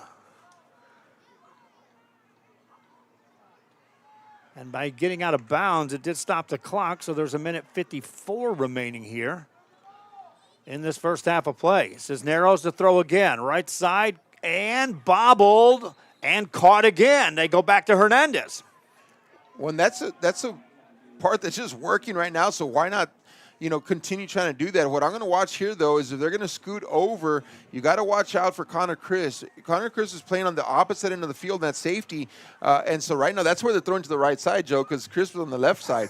So I'm going to watch here to see if they flip him over at some point if they keep going to that end. 2nd down and 4 for the Cardinals. Cisneros has time to throw. Going deep ball, right-hand side. A lot of contact down there. Penalty flag coming up. He went back to, they're attacking. They went back to Hernandez. This time the contact was there. Yeah, and they keep going after Philpott. Philpott's the senior defensive back there, and that time a great job here. Watch the deflating of the arms, though, right? And so that's going to be something that signals to the officials, like, look, I'm trying to get loose. He won't let me. And so a little bit of acting there perhaps, but I do think he was all over that. But also you have to look at that. It was right on that sideline, if you will. But either way, they get the call. It's not a spot foul in high school football, but it does move 15 yards downfield. This is the deepest penetration by the Harlingen Cardinals here in the first half. They now have it 1st and 10 at the Medina Valley 36. Cisneros on a hard count. High snap. Here comes the pressure. Gets rid of it. It's caught in the flats. And across the 30, staying in bounds. Huge hit delivered there. Nathaniel Gonzalez will feel that one. That's number 44, big number 44, Reese Wheeler coming across there. And Reese Wheeler just kind of laying the boom on that one. And we've been watching him as the game progresses. He's just getting stronger and stronger. But he comes from the interior part of the field to make this tackle. Look at him. So a little closing speed here. Boom. And then he just takes over in that moment. And he's covering a lot of ground for the defensive lineman. It's a 5-yard gain for the Cardinals. And they will burn a timeout with 1:11 to go here in the second quarter. They're showing signs they can move the football downfield there, and signs are the Cardinals. Is it too little too late already in this game? Well, I mean, I don't think it's too little too late. I mean, you have to have a puncher's chance, right? And so, but again, we talked about, they have to score on this drive. It's 28-0, and then you have to come out in the second, and you have to score again just to cut the score in half. Then you may say we got a chance. And so right now it's far from saying that, and I think they're at least 2 scores away from even saying that they have a miracle shot at this, honestly, because the way the Medina Valley's offense is structured. And you also have to look at it from a Cardinal perspective. Can your defense show any sign that you can stop the other team when they have the football in their hands? Cisneros, by the way, since coming in relief for the Cardinals, has gone 8 of 10 for 55 yards in the passing game and has moved the ball to the Medina Valley 31. 2nd and 5 to go here as we resume play. 2 backs in the backfield. That's most likely for protection for Cisneros here. They're showing a blitz this time. Takes a snap, drops back, gets away from one man, slings a pass in the right side, caught by Gonzalez, and he's dropped for about a 1-yard gain. Yeah, great breakdown right there by Connor Crisp. And Crisp did what you're supposed to do. Instead of over-pursuing and trying to get to the ball carrier, he just breaks down in space, and that makes the receiver decide if he wants to go left or right. Then he comes in for the tackle. Great job there by Crisp. 3rd down and 3 for the Cardinals. Cisneros is ready on the next snap. Takes another high snap, drops back. Here comes pressure. Runs, hit, dropped. They blitzed, and nobody got to him. Cisneros couldn't outrun him. Well, Christian Maldonado has just been a game wrecker so far in this game. And like I said, he's been all over the place. He's in on every single big play. He comes from across the field that time, blitzing on the outside. Well, not really blitzing. That's his position, right? He looks like a linebacker, so I confuse him. But he's really playing that defensive end spot, that 5 technique.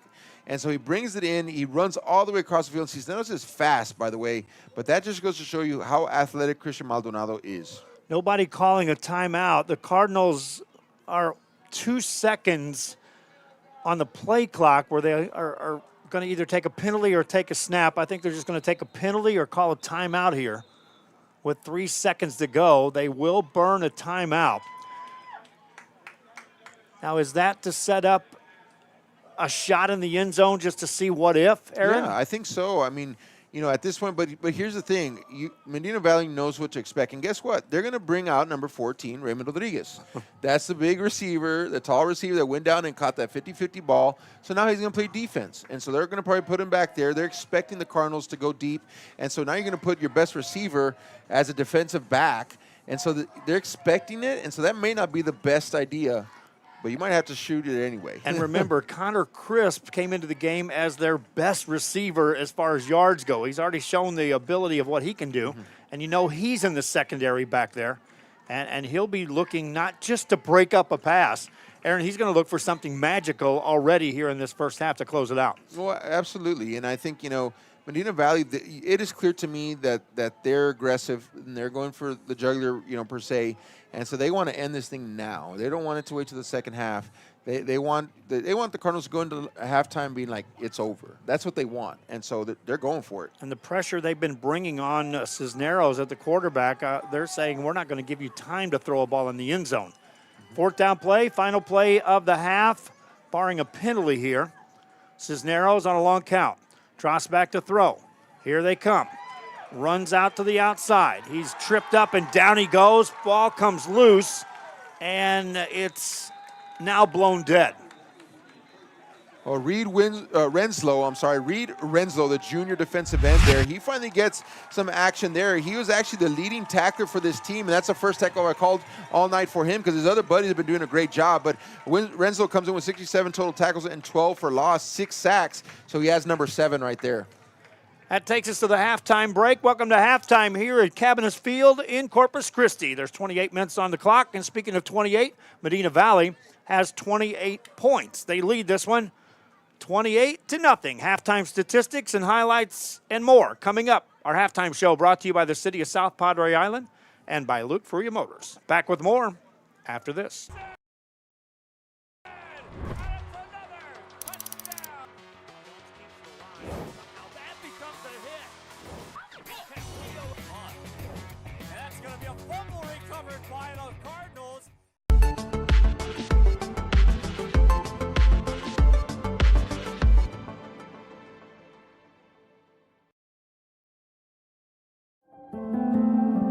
No matter where you are in life, Texas Southmost College is here to help you move forward. Whether you're starting fresh, changing careers, or gaining new skills. TSC has affordable programs designed to fit your goals. It's time to take the next step. Think big. Think bright. Think TSC.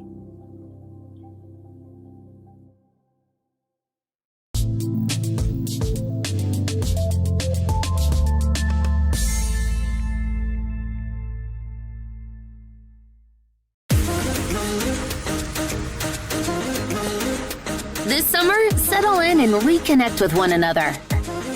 South Padre Island has so many great places to stay. Condos, resorts, and hotels. Oh my!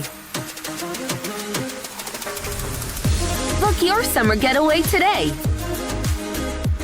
And start making memories poolside with the people you care about most. Visit SoPadre.com.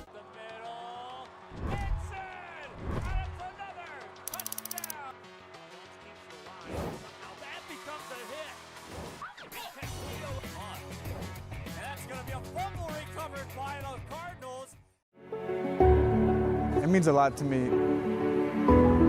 TSC has changed me to make me realize that I can accomplish things. Just don't give up. I've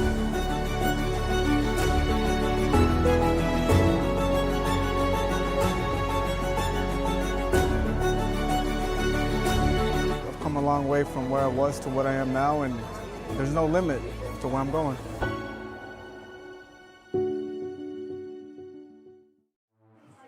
Back here in our halftime show here at Cabinets Field, and the Cardinals band and dance team on the field. As we are at halftime, Medina Valley leads this one by the score of 28-0. Statistically, Medina Valley has dominated this football game. On offense, they've racked up 185 yards compared to the Cardinals, just 79. And as expected, it's been revolving around the quarterback, Xavier Gonzalez. 15 carries, 76 yards on the night, 5 yards per carry. 2 touchdowns on the rushing side. Gonzalez, 2 of 2 in the passing game for 24 yards. One of those a touchdown. It was caught by Raymond Rodriguez, who was the only receiver in the game. 2 catches, 24 yards. Other ball carriers, Easton Lang has 3 carries for 66 yards. And Connor Crisp had a 90-yard punt return for the touchdown, which doesn't show up on the statistics side on the offense. For the Cardinals, their quarterback Hassan Woolery went down early in the first half. He was limited. 3 carries, 12 yards before his injury sent him to the sideline. They brought in Gavin Cisneros, 6 carries, 9 yards for Cisneros. In the passing game, Cisneros 9 of 11 for 56 yards in the first half. Nathaniel Gonzalez was the leading receiver, 3 catches, 12 yards. 3 other guys caught 2 passes each. Aiden Cervantes with 2 for 14 yards. Maddox Hernandez with 2 for 18 yards. And Noah Huerta out of the backfield, 2 for 12 yards. Dominating performance by this Medina Valley team. They lead 28-0. We'll come back and give you some of the first half highlights, and then we'll break down the second half and all the what-ifs. I'm Joe Bowling. That's Aaron Sines. This is Playoff Football coming to you from Cabinets Field in Corpus. Round 2, Medina Valley leads. Back after this.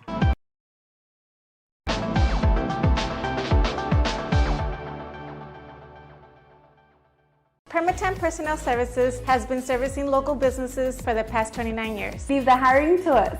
Let us become your personal hiring guru. We have a network of skilled employees to fit your needs.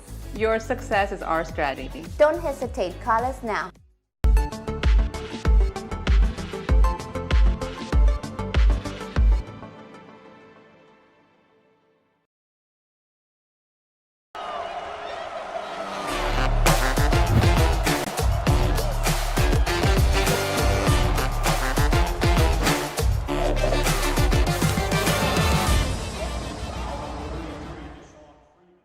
If you've been in a car crash, call Kenny. We're available to take your call 24/7, and we don't charge a fee unless we win your case. When you're in a car crash, call Kenny. Call 999-1111 now for a free consultation.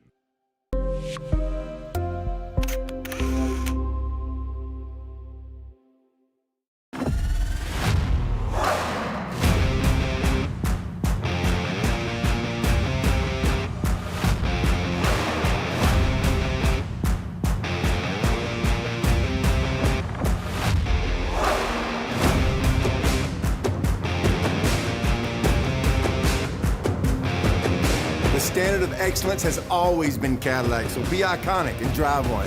Free your Cadillac, Brownsville, Texas.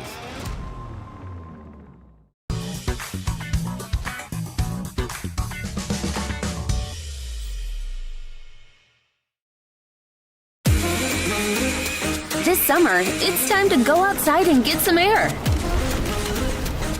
Explore a pirate ship. Or go horseback riding on the beach. And you can't forget about all the fun on the bay.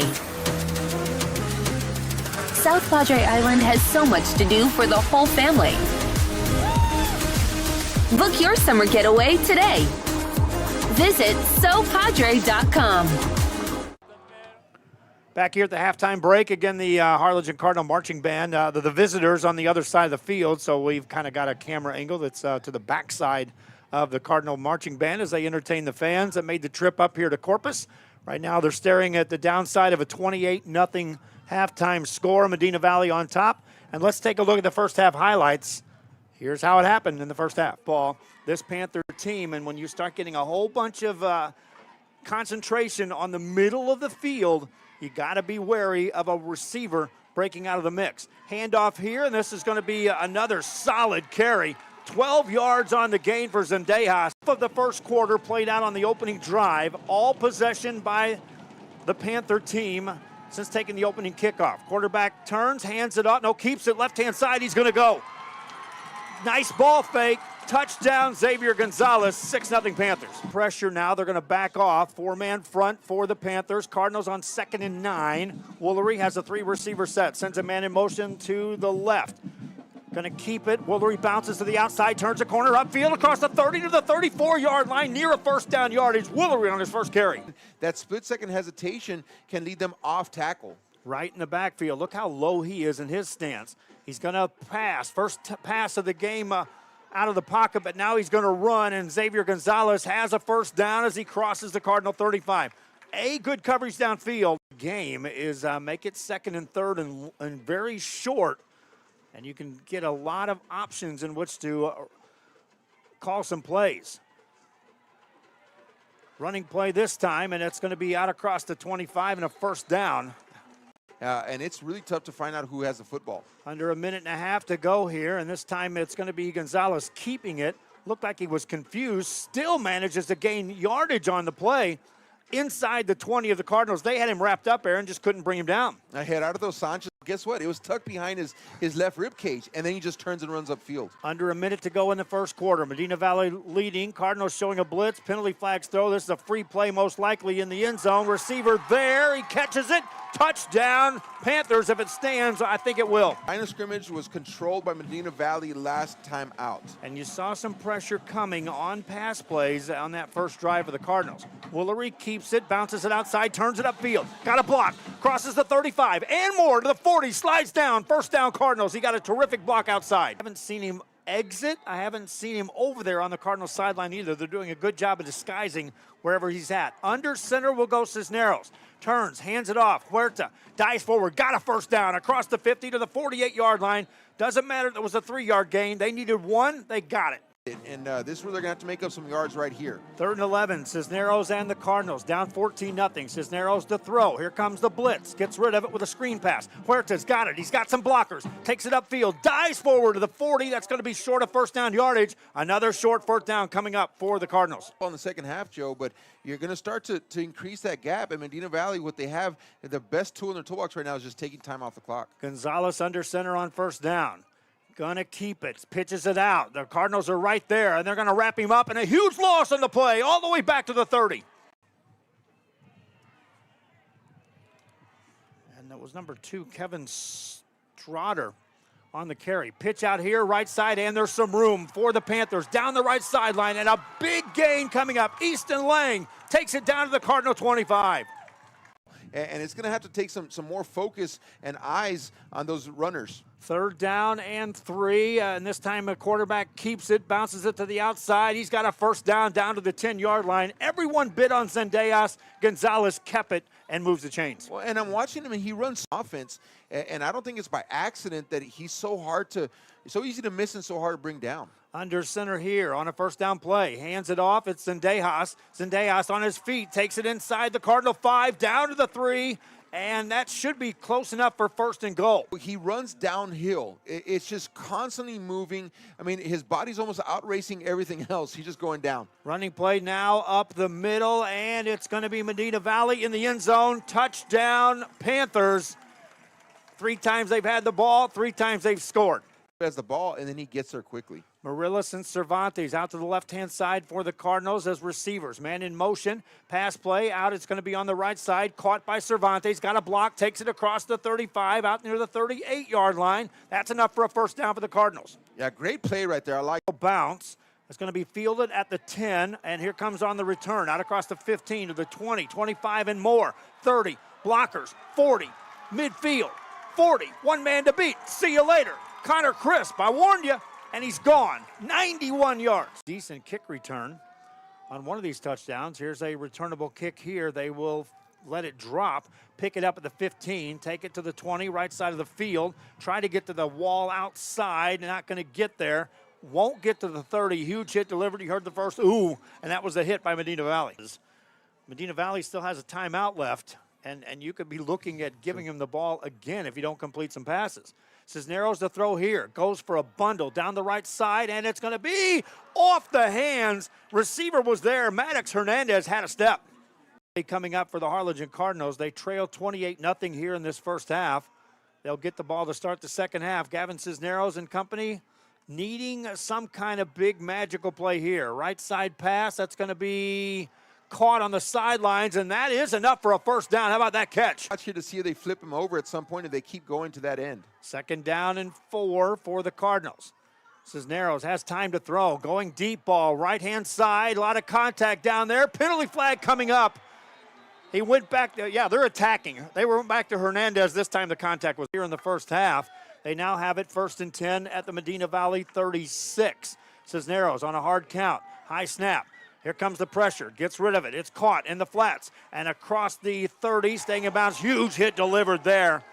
Nathaniel Gonzalez will feel that one. Final play of the half, barring a penalty here. Cisneros on a long count. Drops back to throw. Here they come. Runs out to the outside. He's tripped up and down he goes. Ball comes loose, and it's now blown dead. Ball. This Panther.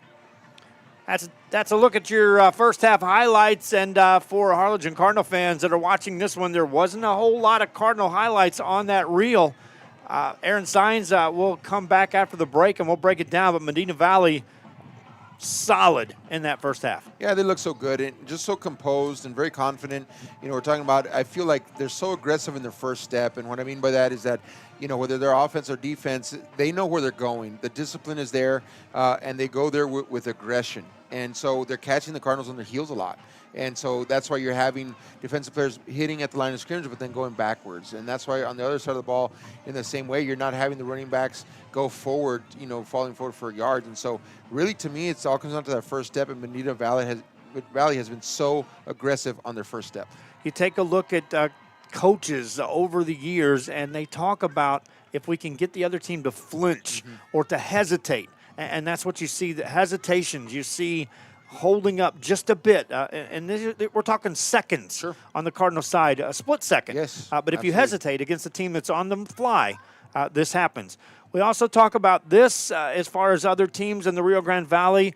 Right now in the playoffs, most are having a similar evening as the Cardinals are here. But one isn't. And that's the one that a lot of fans said at the beginning of the season, you might want to watch out for this football team. Now, one's close. Mission Veterans is 28-14 down in the 1st half. But the other, PSJA North Raiders.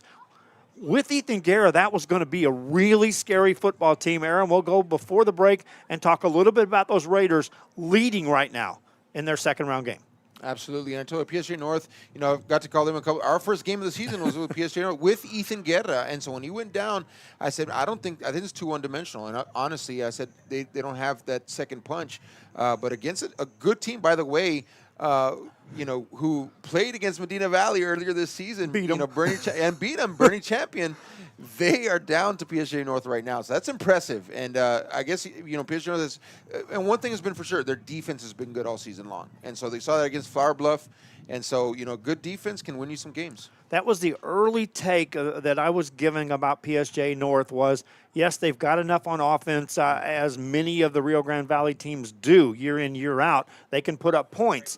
But I was told, watch the speed of the defense because they've got enough defense and speed to get to the outside. And we're seeing that here against Medina Valley. Right. We're going to break this first half down and get ready for the second half. We'll take our break. This halftime show brought to you by the City of South Padre Island and by Luke Fruya Motors. We'll be back with more after this.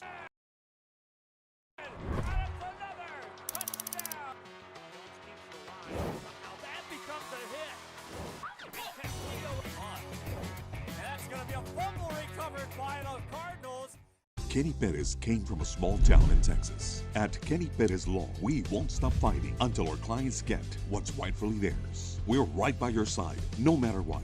Call Kenny Perez Injury Lawyers today, 956-999-1111.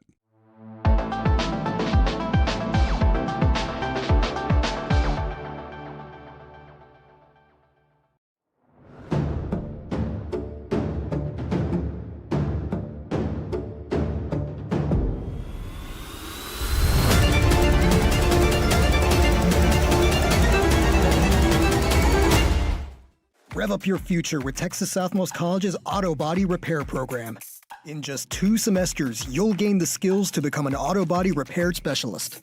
Learn using industry standard iCar Academy to get you job ready fast. If you're ready to drive your career forward, TSC's Auto Body Repair Program is the place to start. Classes are filling fast, so visit tsc.edu and apply today.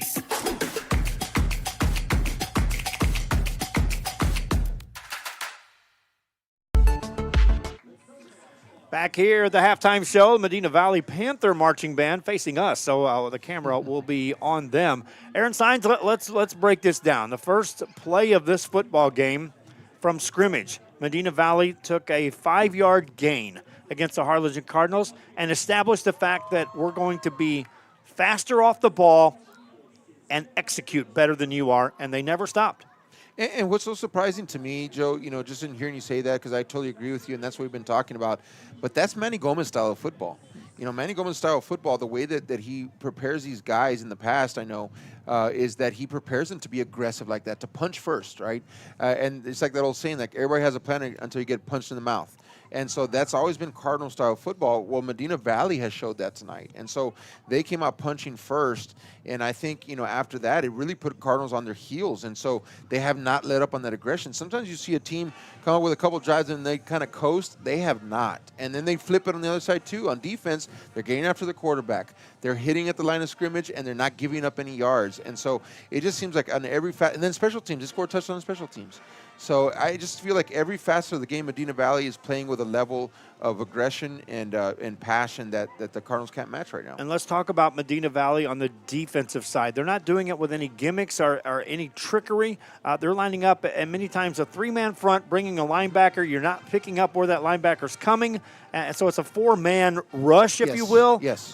But it's not anything tricked. Nope. It's just execution is at a high level from Medina Valley. Yes, and you're exactly right. And one thing I've known is that, a lot of coaches will say, or people say, well, our guys run to the football. These guys run to the football. And it's evidenced by sometimes you'll have the right defensive end making a tackle on the very far left side of the field and vice versa. And so, like, you just saw right there, number 44 come across, and we're watching him. He's a sophomore, by the way. That's Reese Wheeler. And so he's in the middle of the field. He literally runs, and he didn't even have a good angle. That just shows his speed and his hustle, and he makes a huge hit on the outside. And so you're watching these guys. They're like all hybrid-type linebackers on the defensive line there, and they can move like a linebacker. And another thing that needs to come into play here, fans that may just be tuning in if you weren't watching in the first half, yes, because of realignment, Week 2 is now what used to be Week 3 for football teams in the Rio Grande Valley playing in the playoffs. And traditionally, Rio Grande Valley teams ran into teams that had bigger athletes across the board. Started with the line, huge line, D1 type line recruits and D1 players. Arguably, there's one out here right now from Medina Valley on the size side, and that's senior wideout Raymond Rodriguez, who definitely is a big body. But other than that, this team, by no stretch, outsizes or is anywhere bigger than this Harlingen Cardinal team. No, I totally agree with you. I was you and I went down to the field, and I was looking at some of the offensive linemen for the Harlingen Cardinals. They're bigger than the guys from Medina Valley, so it's not a size thing. These guys are bigger. It's not even a faster thing because like Hassan Woolery can run with anybody down in the field. Huerta, whenever he gets loose, he can do so as well. And so it's not even that. To me, right now, it's about that first step again, and it's talking about the aggression, the passion they're playing with. Again, there's a mindset more than there's a physical side, and that mindset is leading to physicality. And so Medina Valley is just physical. They're out physicaling, if that's even a word, I know it's not, the Cardinals tonight. And so it's just so evident, and you can see that there's a pep in their step even, Joe. They're bouncing on those calves because they're just excited, and they're out there to play, and they're jumping around, they're having fun. Cardinals are on their heels, and they're kind of just like, oh, man, what's next, Cardinals, one positive you take out of this is the fact that, yes, you lost one of the guys that was 80% of your offense in one play early in the game, Hassan Woolery, and yet Gavin Cisneros comes in as the backup quarterback. Yes, you blink if you're the Cardinals, but in reality, Cisneros, you can't look at him and say, well, he's the reason why this went all wrong in the first half. No, I mean, he provided a little spark. We had a couple of passes downfield. He's kind of expanding the playbook there for them a little bit. He can also run the football, and he's actually looked pretty good for, a guy coming in second string. A lot of times you can see a huge drop-off. You haven't. In my opinion, and maybe because he's a junior, by the way. He's a little bit older. He's been in some more experiences. But, you can't pin it on him. I think the offensive line needs to block for him better, though, because he's getting run out of his mind here as the defense is just getting to him all over the field. We'll take a look and see if Hassan Woolery did make a return onto the field for the second half. I believe he's out there warming up right now for the Cardinals. But we'll check on that and more after this.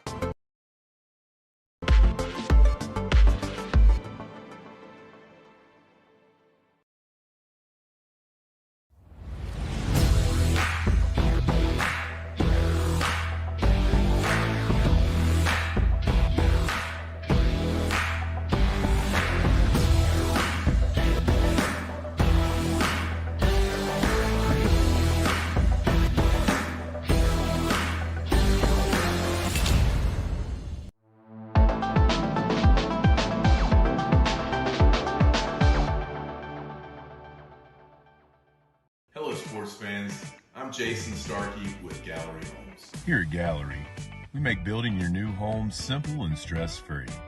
From sales to selections, we handle every step so you can enjoy the journey to your new home.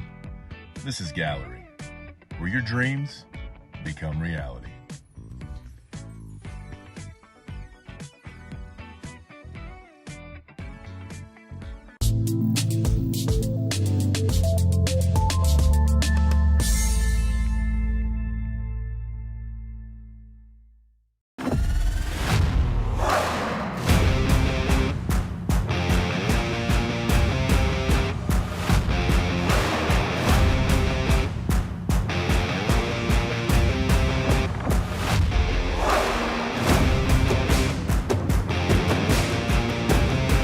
Time to take a new look, and maybe your first look at Buick. If smart, hip, and affordable is for you, Buick's your brand. For your Buick, Brownsville, Texas.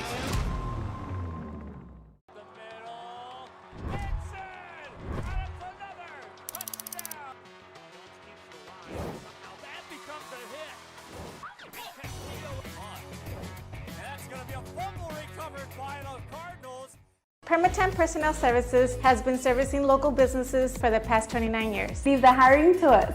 Let us become your personal hiring guru. We have a network of skilled employees to fit your needs. Your success is our strategy. Don't hesitate. Call us now.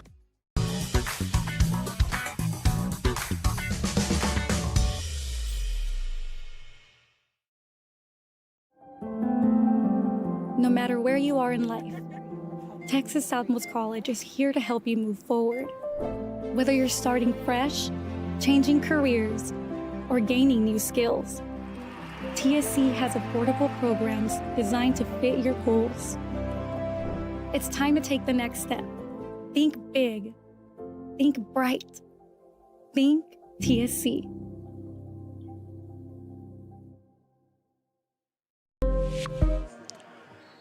Back here at halftime at Cabinets Field, a couple of minutes before we start the second half. Cardinals were the first team to arrive.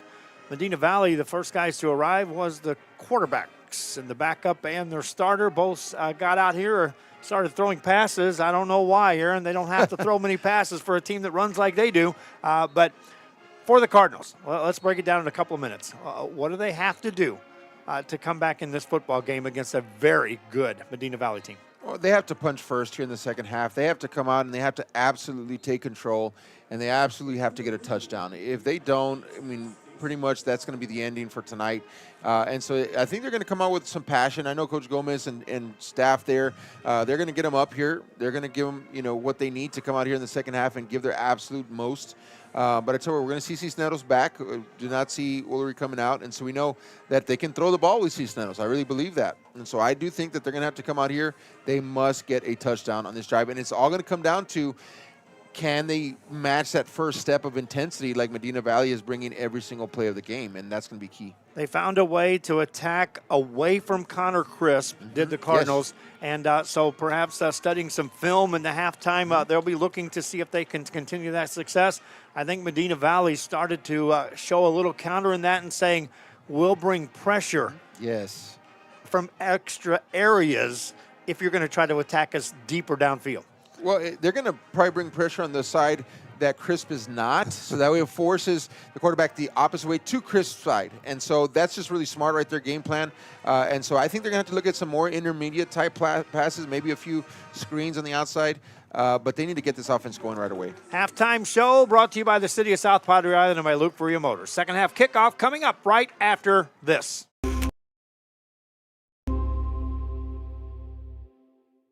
South Padre Island. Enjoy endless activities for all ages. Then dance the night away with live music. Savor fresh seafood and discover unique food trucks and shop our charming boutiques. What are you waiting for? Escape the everyday at South Padre Island.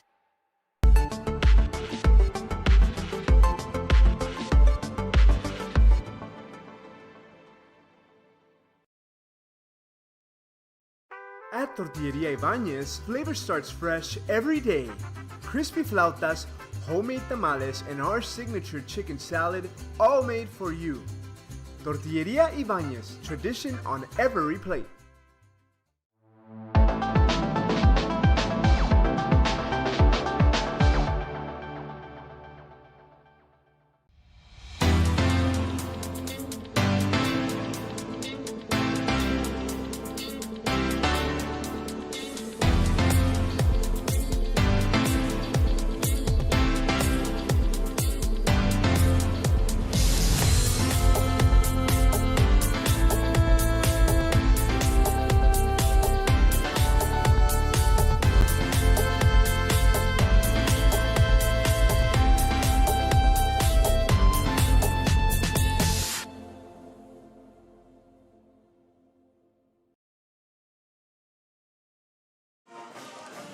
You see the Panthers running out on the field. Welcome back to Cabinets. You see the Cardinal tunnel over on the other side. Cardinals came out during that break, and we are set to get ready to start this second half with Medina Valley on top by the score of 28-0.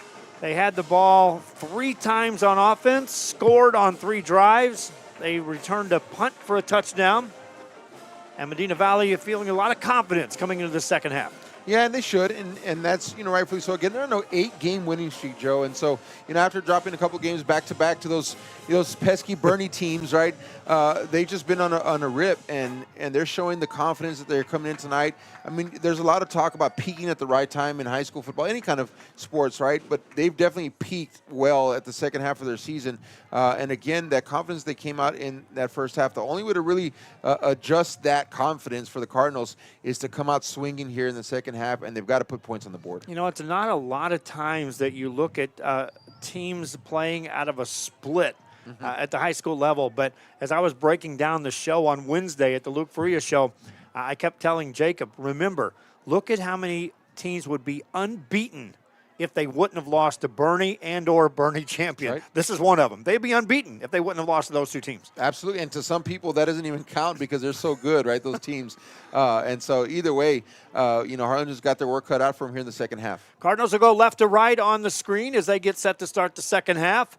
And one thing you do know about Manny Gomez teams is that they were certainly talked to in not a calm manner in that halftime locker room about we're going to play with energy. We're going to set a statement here in the second half that my teams can play as physical as your team just did. They're going to have to counter.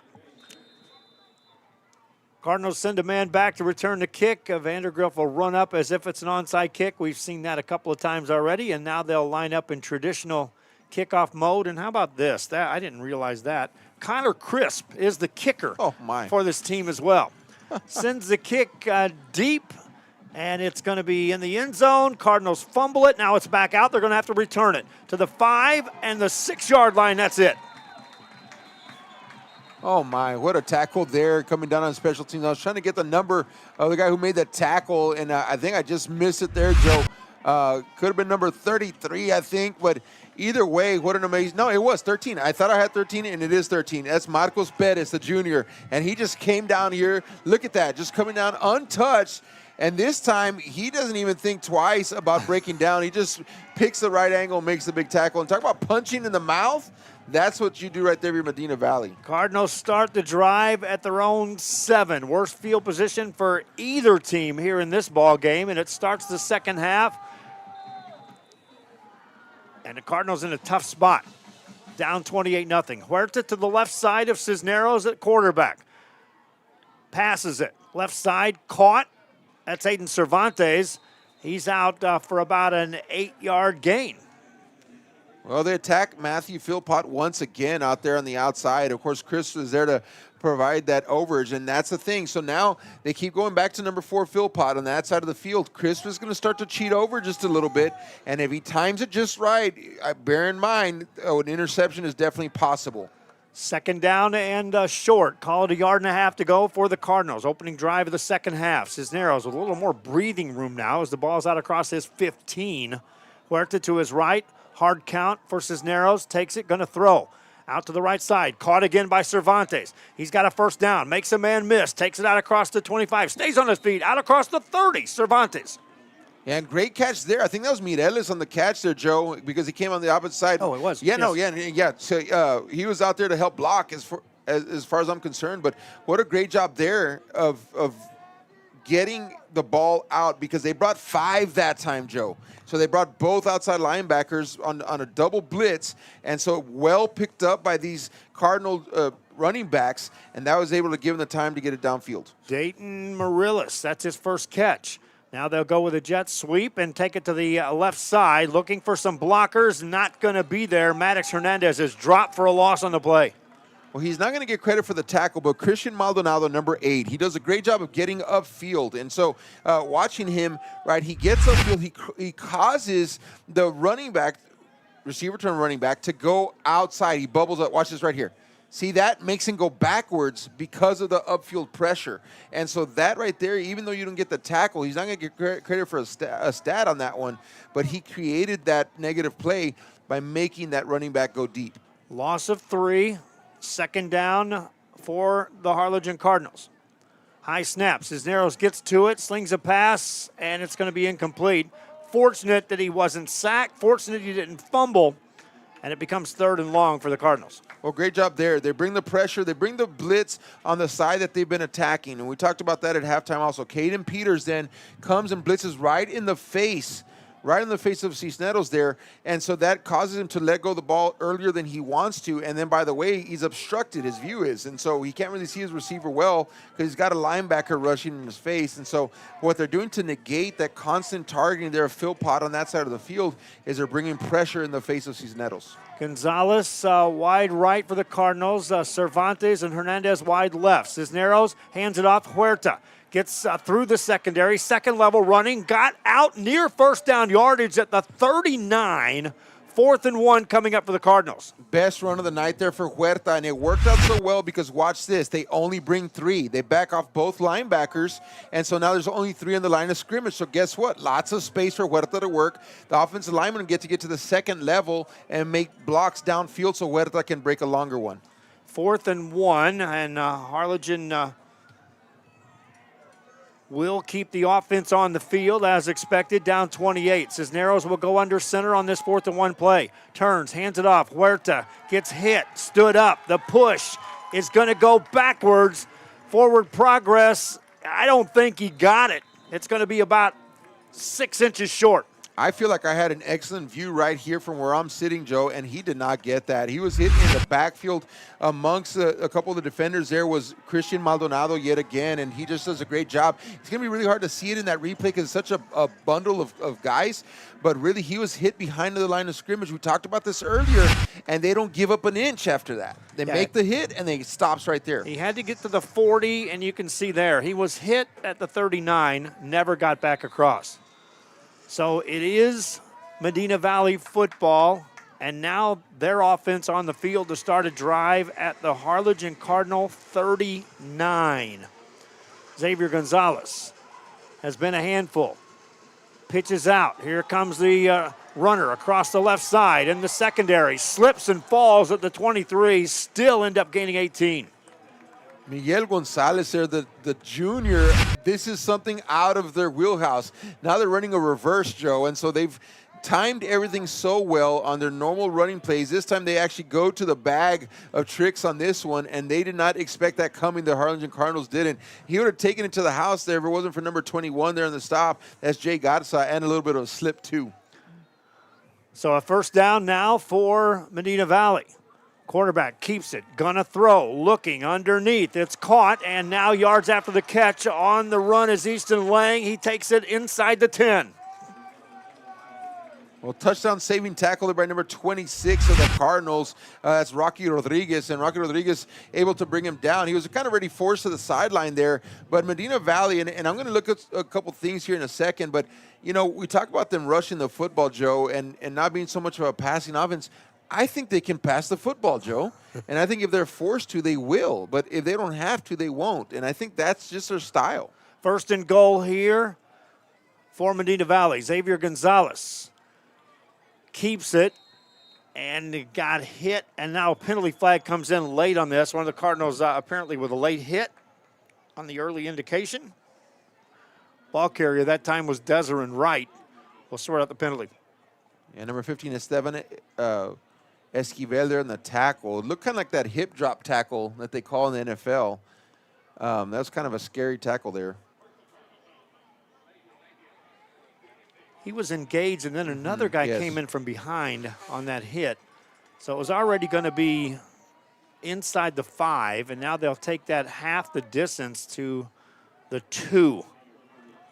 For Desmond Wright, that's just his second carry of the game. Xavier Gonzalez in the passing department, 3 of 3 for 39 yards and a touchdown. Still first down now for Medina Valley. Already up 28-0. Xavier Gonzalez has a couple of touchdowns already in this ball game. Hands it off here, and that is across the line. Touchdown, Panthers. Well, Jay Garza comes over to make the tackle there, and I tell you what, we're talking about that downhill running. There's a penalty flag flying right there, but number 43 doing a great job with a full head of steam there. Desiree Wright, he's just not going to stop his legs, Joe. He just keeps moving, keeps going, and that momentum right there just carries over into the end zone. But the Cardinals have not been able to make a hit on this line of scrimmage and then hold right there. It always ends up being a couple extra yards. That time it was enough for a touchdown. Extra point coming up. They'll sort out the penalty, which most likely will be assessed on the kickoff. So if you're just joining us, Harlingen got the opening kickoff, fumbled it out of their end zone into play, had to return it, started to drive inside their 10, got out across their 40 on a 4th and 1, came up short, And in very quick fashion, Medina Valley moves the ball right downfield. Every time their offense has been on the field, they've scored, and at times they make it look easy. Need extra time off the clock here because of the fact that one of the Cardinals came up injured on that play. Getting up under his own powers, Caleb Hernandez. I believe that's Hernandez out there. Yes, sir. Yeah, a couple of injuries. Of course, the biggest one earlier, Joe, was, Woolery going down. And, you hate to see that, especially here in a playoff game. And, definitely does something to the momentum of the game whenever your quarterback goes down. But I tell you what, Cisneros has done a valiant job in backup. Really, I don't think it was what it was, whether Woolery or Cisneros. I think Medina Valley's defense has just been that good tonight. And their offense has been, factually unstoppable, Joe. They called the penalty against Medina Valley. Cardinals will elect to take that on the kickoff, I believe. Trying to watch the official here.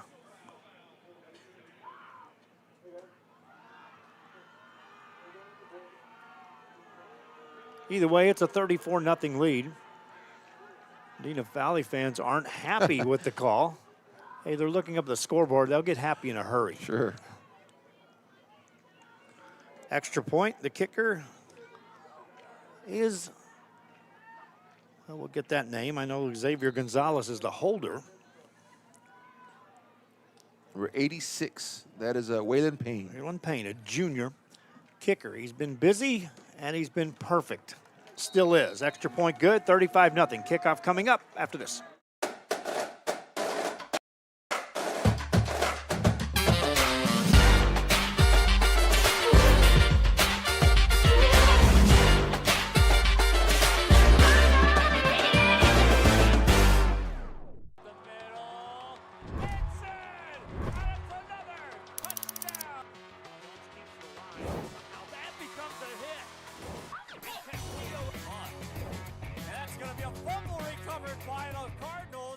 Kenny Perez came from a small town in Texas. At Kenny Perez Law, we won't stop fighting until our clients get what's rightfully theirs. We're right by your side, no matter what.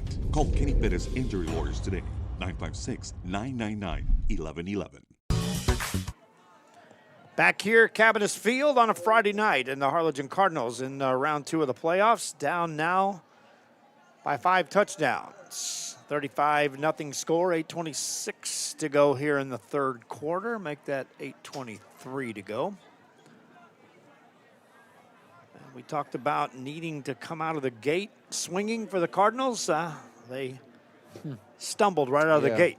Yeah, and that was so crucial there. And I mean, you talk about kind of, the Cardinals offense not making it happen, but how about the Medina Valley defense, though? Because they've been in how many fourth down situations now? They gave one up early, but since then, they've stopped whenever there's, short yardage to go, and that just shows you that aggression on the line of scrimmage. Aaron Perez back to return the kick for the Cardinals, stands in the middle of the field inside his 10.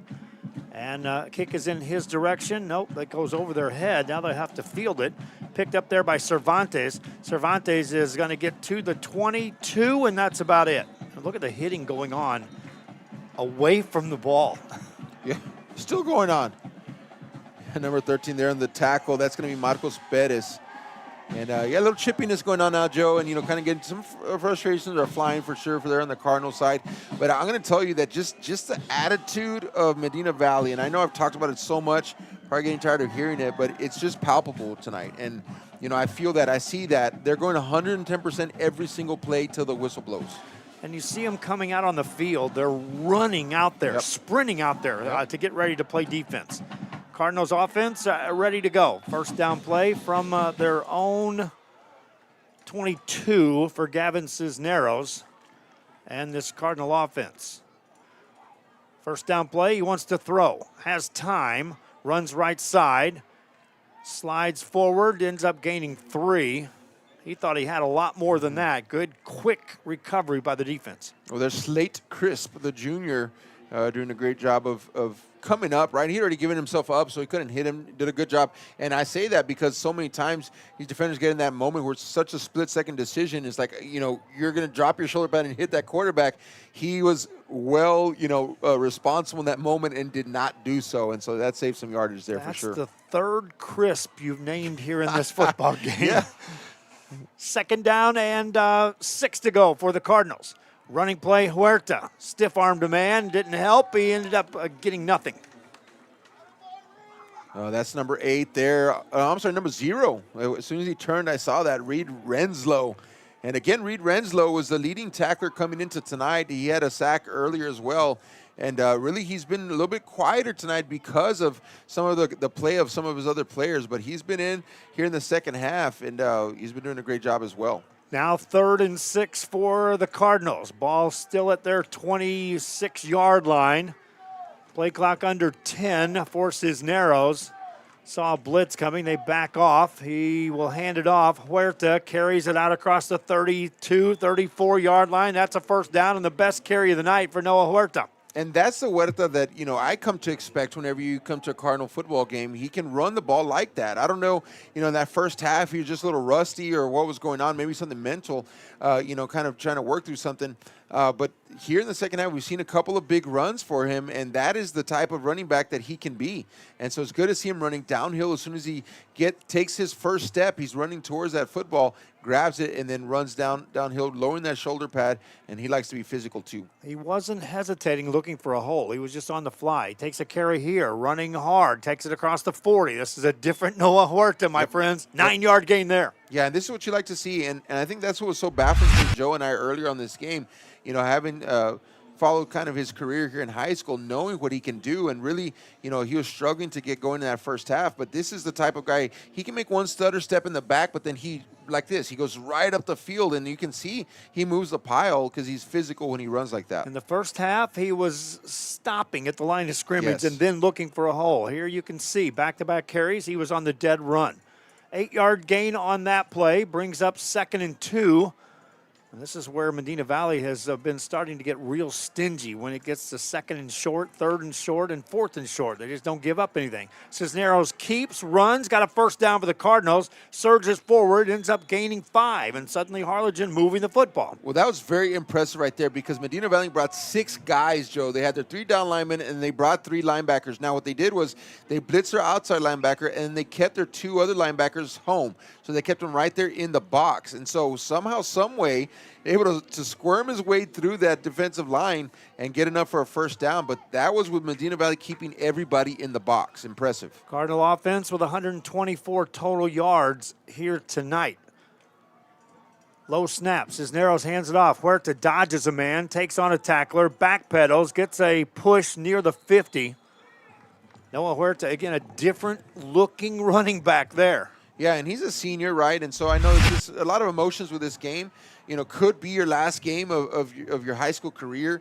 And so that time, that's the Huerta that we're used to watching run the ball and doing a great job. He's been playing on this Cardinal varsity team, I think, since a freshman, Joe. He's been hanging around, get some more reps as he goes on, a sophomore and then junior and then a senior. But he's been playing for the Cardinals for a long time. And again, watch the tackle made. 9 of the 11 defenders were in around Huerta.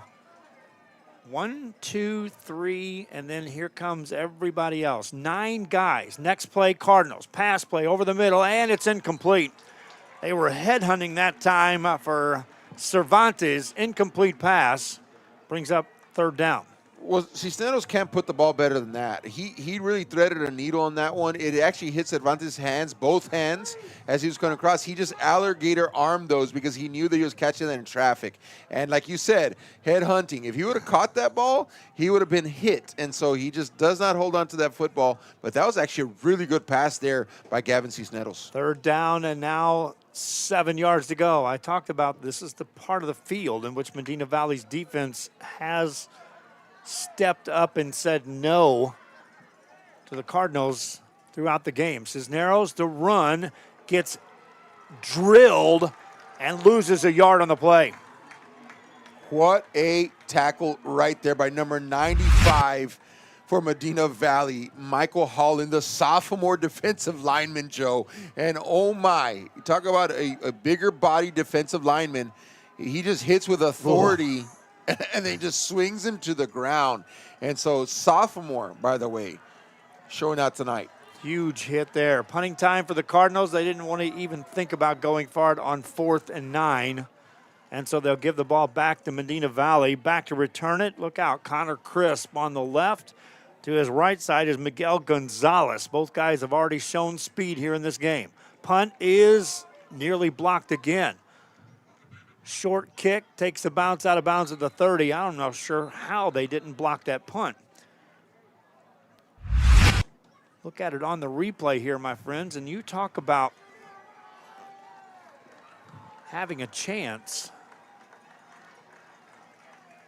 There were guys up the middle and on either side of the Cardinal punter as he delivered that kick. Medina Valley takes over, 1st and 10 at their own 30, leading 35-0. Reset our clock at 3:21 to go. We'll start scoreboard watching and see what's happening in the PSJA North game. By the way, we've got a couple of games on the RSL Network tomorrow, right back up here in Corpus over at Buccaneer Stadium. Edinburgh at a 1 o'clock kickoff and Los Fresnos in a 7 o'clock kickoff. Medina Valley runs this play, and Cardinals defense is right there to shut it down. I haven't said that a lot tonight. Yeah, great play there, and just trying to get up and make something happen here for the Cardinal defense. It's number 5 there on the tackle. That's Owen Bush. And so in the same way, I think you're going to start to see a few players start rotating in here for the Cardinals. Get some playoff experience, Joe. It's really important. Whether you win or lose a game, you want your underclassmen to get some reps in a playoff game. And so you're going to start to see some new names coming up. Desmond Wright on the carry there, the senior tailback for this Medina Valley team. He's in the backfield on this 2nd down play. Pitch out, they'll run it left. Good job just hanging on to the football as Kevin Straughter. Not much on a gain, though. Fortunately, he hung on to the football. Yeah, Aiden Flood is doing a great job there of just sticking with it to the very end. He strings it out to the very edge, and he was there in the initial hit, and then he stays with it. And so, that's the type of defense that the Cardinals, you're seeing a little bit of different passion to this Cardinal team here in the second half, Joe. Maybe a little too late, but this is kind of the Cardinal type of football that you're used to seeing. 3rd and 9, and I haven't said 3rd and anything beyond 4 all game for Medina Valley and the offense on the field. So 3rd and 9 here. Ball at their own 31-yard line. Their starters are still in the game. Gonzalez is still under center, and a whistle blows. They were going to run it with Zendejas. I'm not sure he was going to get a first down either, but now we'll sort out the penalty. It's a delay of game. Yeah, and this is the first time you said that Medina Valley has gone negative and gone backwards. I mean, really kind of a shock to the system, if you will, because all night long this offense has just been, just moving forward like a train without any brakes on, Joe. And so a little bit of emphasis here for the Cardinal defense here at the end of the game. You rewind this and you say if this was the first drive of the football game, then you'd be looking at a different scenario than what is right now a 35-0 Medina Valley lead. 3rd down and 14 to go here. Gonzalez. They'll run it, and not much there. Cardinals are there to shut that down. And I'll say this, first time, Medina Valley brings the punt team onto the football team. Well, and a big thanks there to Gerardo Sanchez, number 42 there for the Cardinals there first on the tackle. And like you said, Joe, momentous moment here in the history of tonight's game, in that the punt unit is coming out onto the field for Medina Valley. And so a little opportunity. And by the way, regardless, depends on how good the punt is, but the Cardinals could actually have their best field position of the whole night here, depending on what happens. Number 80 back deep to return, that's Aaron Bettis. Connor Crisp is the punter, my friends, and so you better watch out for him if they pull out the stops and let him run. Gets the kick away. It's a wobbly kick and a short kick. And a punter that hasn't had to been used all night. Gives Cardinals a field position to start at their own 43. best field position of the night here for the Cardinals, and let's see what they do with it. Kind of seeing them march out here. Like what I saw from Huerta on that last drive. I need to see some more of that, but also I like what I saw with Cisneros throwing the ball downfield, not being afraid, Joe. And so if we can connect one or two of those, they can move the football. Medina Valley just better than 100 yards more offense than Harlingen, but it's been ball control and just execution is the best word we can use over and over and over for this Medina Valley team. Cardinals on a first down. Cisneros hands it off. Huerta hit this time, stays on his feet, drives out across the 45, gains 3. Yeah, great move right there, and that's a tackle. There's going to be a flag there at the end of the play. Think it might go against Harlingen, but number 95 there on the tackles are sorting all that out. That's Michael Holland, again, the sophomore, and doing a good job being very disruptive there as he's getting some opportunities here late in the game. We'll take a look at this run play first. I kept it running long enough, and you'll see the extra stuff going on there and the penalty flag. Yeah. And what I did see was Medina Valley players looking over to the sideline on the Cardinal side, kind of taunting them after that play as well. PSJ North goes up a little more, and the Raiders trying to hang a flag up and say, wait a minute, somebody else is still alive after 2 rounds in the playoffs in the RGV. It's not over, but they're up 21-10. And what gets me about this is the same Bernie champion that beat Medina Valley earlier this season. So to have a Valley team go up on a team that beat this Medina Valley team is impressive. 15-yard penalty against the Cardinals. So now it's 2nd down and 25 yards to go. Cisneros slings a pass over. It's caught by Murillas. Murillas down the sideline. Murillas takes on a tackler, got out across the 45, got all the penalty yards back and a few more. Well, Connor Chris there doing a good job of making that tackle, but great job there with Mireles. Watch this replay right here. He comes forward to the line of scrimmage. You see that before the ball is snapped? They could have actually got him there for illegal motion, but they let that one slide, and that ends up being a positive gain there for the Cardinals. And that's the end of the third quarter. Medina Valley up 35-0. Cardinals moving the football after this.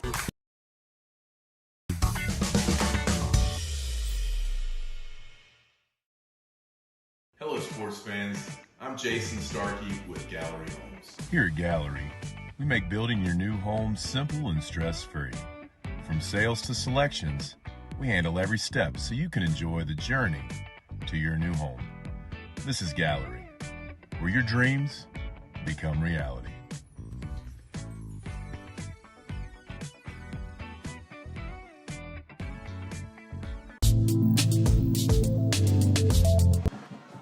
Back here in Corpus Christi, Aaron Sines on my left side. I'm Joe Bowling. Thanks for tuning in. Here at Cavanis, 35-0 as we start the fourth quarter. I know Medina Valley built on their lead, but I feel the third quarter was even, or perhaps even Harlingen outplayed Medina Valley on most of that quarter. Absolutely, and again, you asked that question, right? And you can ask that question all night long, but what if, right? That would have been the first opening of the game. Could have been a different outcome. 3rd down and 9 for the Cardinals after that pass completion. Took care of all the penalty yards from the previous play before the end of the third quarter. Gavin Cisneros in the game, 12 of 16 for 95 yards. In relief for the Cardinals at quarterback. 3rd down and 9. Hard count for Cisneros. Takes a snap, hands it off Huerta. Across to the 50. Football comes loose, and Medina Valley says they got it. And they do. The umpire there just making the call, and that's just unfortunate there for Huerta. I feel like he was just kind of getting going here in the second half to start off the fourth quarter and to go through that, right? And so he just runs through a gauntlet of defenders there, and someone stuck their hand out, punched the football out, and that's a fumble, goes over to Medina Valley. So the ball squarely at the 50. And Medina Valley will bring in backup quarterback junior Hunter Hurtado to replace Xavier Gonzalez, who was terrific. Hurtado under center, first down play. Hands it off and upended as the ball carrier, new ball carrier in the game as well. That's Courtney Bratcher, a sophomore tailback, and a short gain. Yeah, Esteban Esquivel there, and again, probably about the 9th or 10th tackle for that young man this evening. I mean, he's gonna cherish this one. I mean, he gave it his all. He's been on so many tackles this evening. Makes another one right there, right at the line of scrimmage. Second down and 10. That was the first carry by Courtney Bratcher.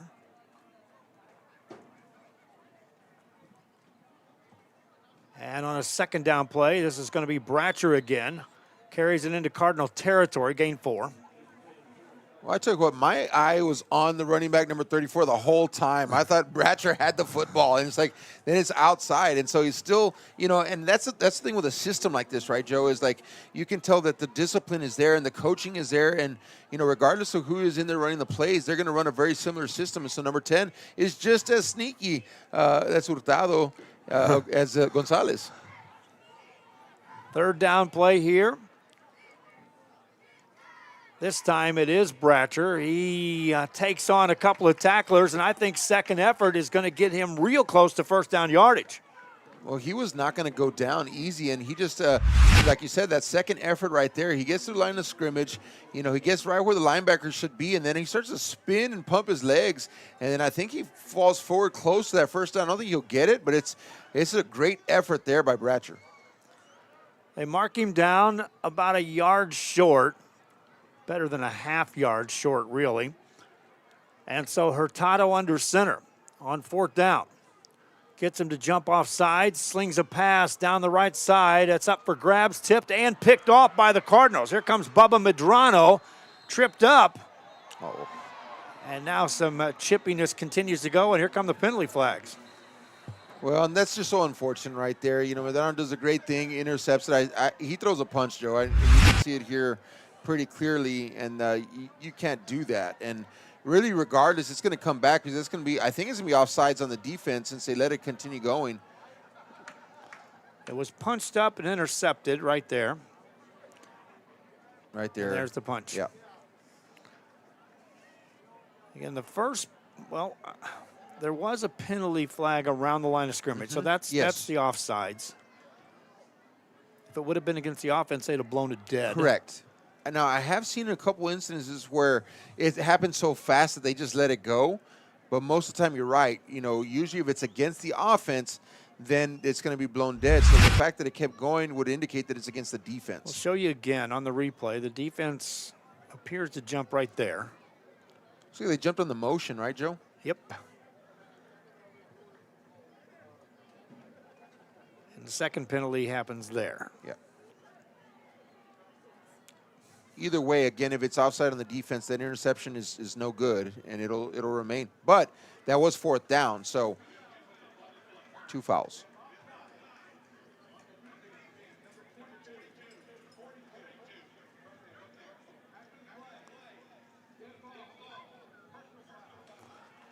So everything was against Harlingen on that one. The first one was 2 guys jumped off sides. And then after the play, a personal foul. So this ball was going to be around the 40, and we'll see how far they'll march this one. There's the 5-yard penalty, and then comes 15 more after that. That's, in essence, a 20-yard penalty on what was an interception. And just that aggressive, movement there by Medina Valley when he goes to shift, like he really sells it. And so if you're a defender and you see a guy move, it kind of catches you off a little bit. So that's a really good job, and it's totally legal to do that, by the way. First down play for Hurtado and the Panthers of Medina Valley.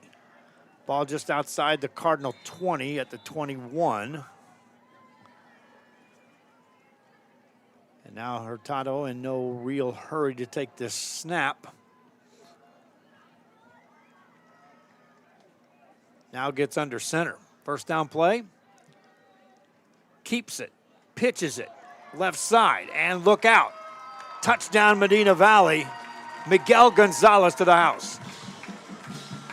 Just the pure speed on the outside. I mean, that was the kind of a triple. You're going to see that triple option, like play off 1, 2, 3. Watch this. So first step is going to be, he's going to come, he's going to read that defensive end. Now he pitches it out here. So you got the running back, no, quarterback, no, then the pitch man, yes. And so on the third option, he gets it, and then it's a track meet on the outside. And we already know that Gonzalez has got speed, and he just runs by the defender like nothing. 22-yard gain. Gonzalez's second carry of the game. 2 carries, 37 yards, and a touchdown. Extra point coming up for Medina Valley. And it's good. 42-0. Kickoff after this.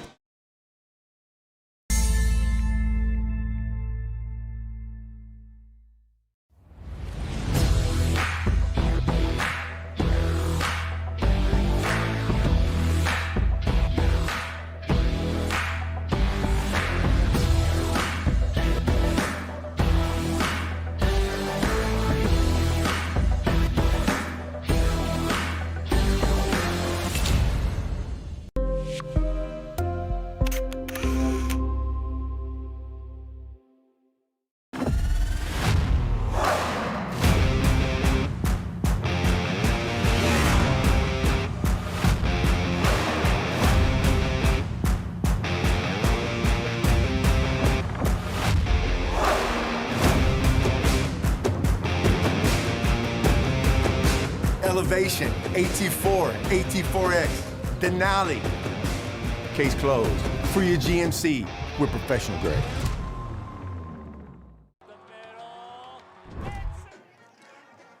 We are back here and ready for a kickoff from Medina Valley. And with the exception of one kickoff in this football game, that's the only team that's kicked off as they lead 42-0 and send it in the Cardinal direction. High kick. Returnable from the 10. Middle of the field, 20, 25, and they will finally blow that play dead. And I'm telling you, Aaron, when they let a play go that long between two teams that are already chippy, you're asking for extracurricular stuff to go on. Absolutely, and thankfully nothing too major right there, but I do want to mention number 19, Gio Huff, a junior right there. And we've been mentioning a lot of underclassmen here. Yes, and late in the game, you're going to have some underclassmen get in, but these are underclassmen that can play, and so we're looking at that also, right? It's a young team, a few senior leaders here from Medina Valley, but they've got a bright future, Joe. They've got some guys that are coming up from the junior and the sophomore spot that I think are going to be really, really good for this team.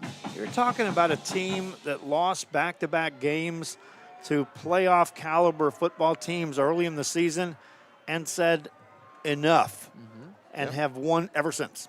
8 in a row, looking to make it 9. Cardinals back on the field. Cisneros, the quarterback. He came in early in this contest after Hassan Woolery went down with an injury for the Harlingen Cardinals. Cisneros, 3 receivers, right side on the play, looking left all the way, and it's a catch made by Cervantes, and he's thrown backwards. That's the guy that just scored the touchdown. Yeah, Miguel Gonzalez. And you see the intensity he's playing with? I mean, we're here at the end of the game. His team is up 42-0, just scores a touchdown, and he is excited about the tackle that he just made, right? And so, again, that just speaks to the intensity that these guys have just come out with, and they've held on to it as the game has continued. And so that's a perfect example right now of what I talk about, that ferocity, that aggressiveness, and that discipline. And so just a great play there by the one who just scored a touchdown. 2nd and 5, Cardinals hand it off. Huerta gets in the secondary, and he's gone. They won't catch Noah Huerta today. They can out-physical him. They won't outrun him. Touchdown, Cardinals, 70 yards. Well, good to see that for Huerta right there. I tell you what, you know, in Huerta, we know that he can run the ball. We know that he can track run it. And so we got some penalties, 2 penalties coming in. These are going to both go against Medina Valley. There's some taunting going off there at the end of that game. But I don't want to take that away from Huerta's run. Check this out. And, you know, this is what he could do. And this is who we've come to know, right? And He's got speed. We know that he's a track runner also, and that he can get downfield. And when he does that, look at that. Nobody was able to even to gain on him. And so, man, really wish to have seen that earlier in the game. That's a step that we're looking for from the Cardinals.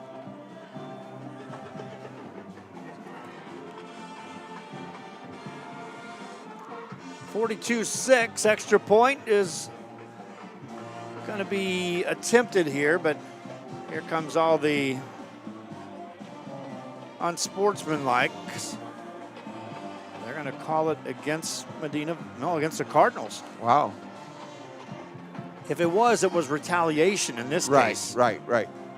But again, you talk to your players and say, don't do it first, and certainly don't respond, because even if somebody else did it and they don't see that, they'll see you. So, extra point for the Cardinals.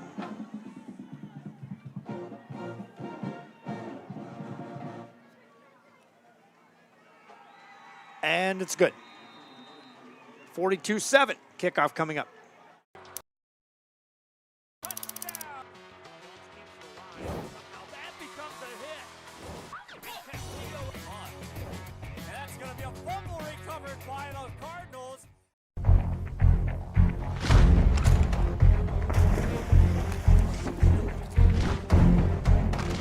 At Marine Military Academy, we educate those who dare to achieve.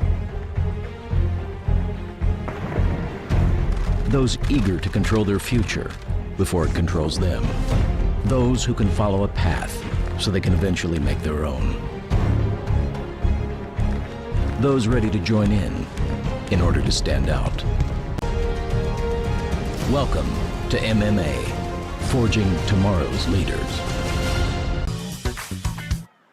Back here, ready for a kickoff, and Harlingen will now have to kick the ball off from their 25 after a 15-yard penalty assessed after the touchdown. If I told you at the start of this game that we would have 8.5 minutes to go, Medina Valley would have 255 yards of offense and Harlingen would have 218 yards of offense, would you dare say you would predict 42-7? No, it's incredible, right? And I think a lot of that has to do with the shorter fields that Medina Valley's had to work with. And, of course, that really long run right there really helped Harlingen's overall stats.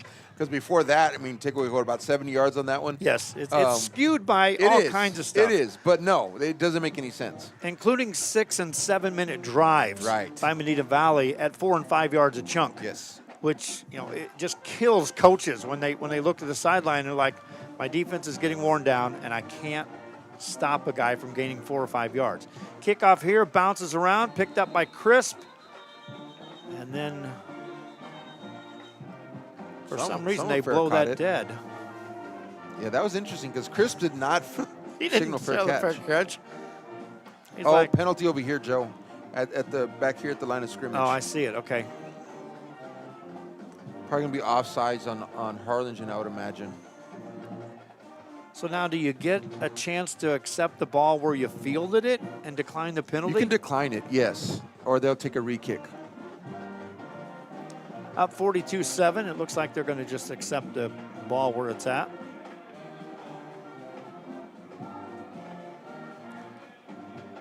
And because they blew the play dead. Well, and that's the thing. They blew it dead, though. And so they'll have to put it where he fielded it. Sure. I mean, really, he should have been allowed to return it. And then they could have weighed out the difference and say that we'll take the re-kick or...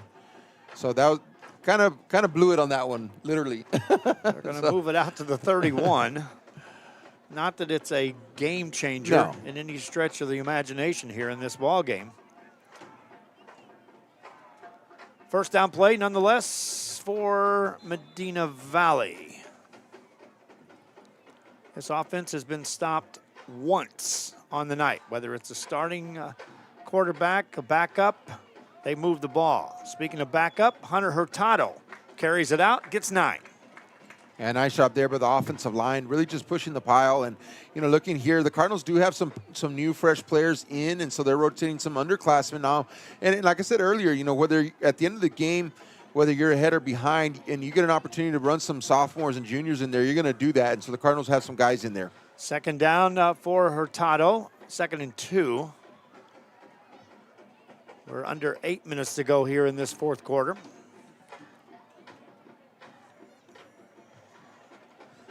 Hurtado becomes the 7th ball carrier of the night for Medina Valley. Hands it off here. This is Courtney Bratcher.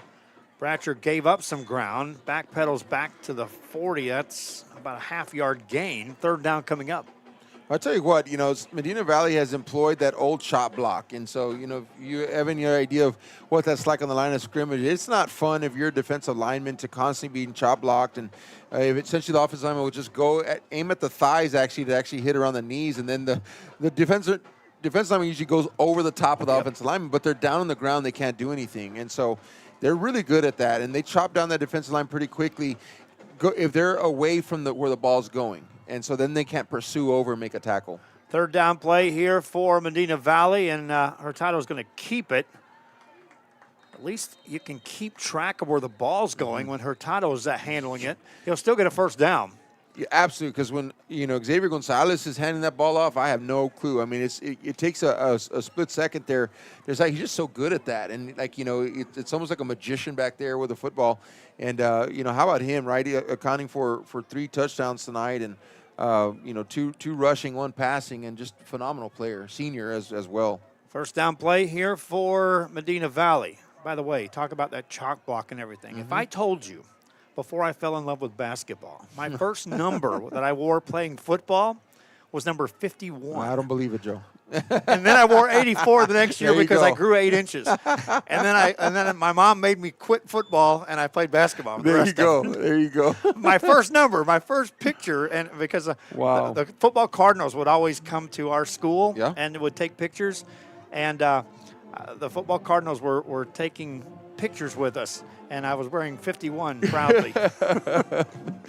What could have been, Joe? What could have been? Oh, yeah. I was never going to be an offensive lineman at any stretch. But I was at the start. And so I understand those type of blocks. Yes, absolutely. And honestly, especially when you're going against much better opponents, your chop block can be your friend. Yep.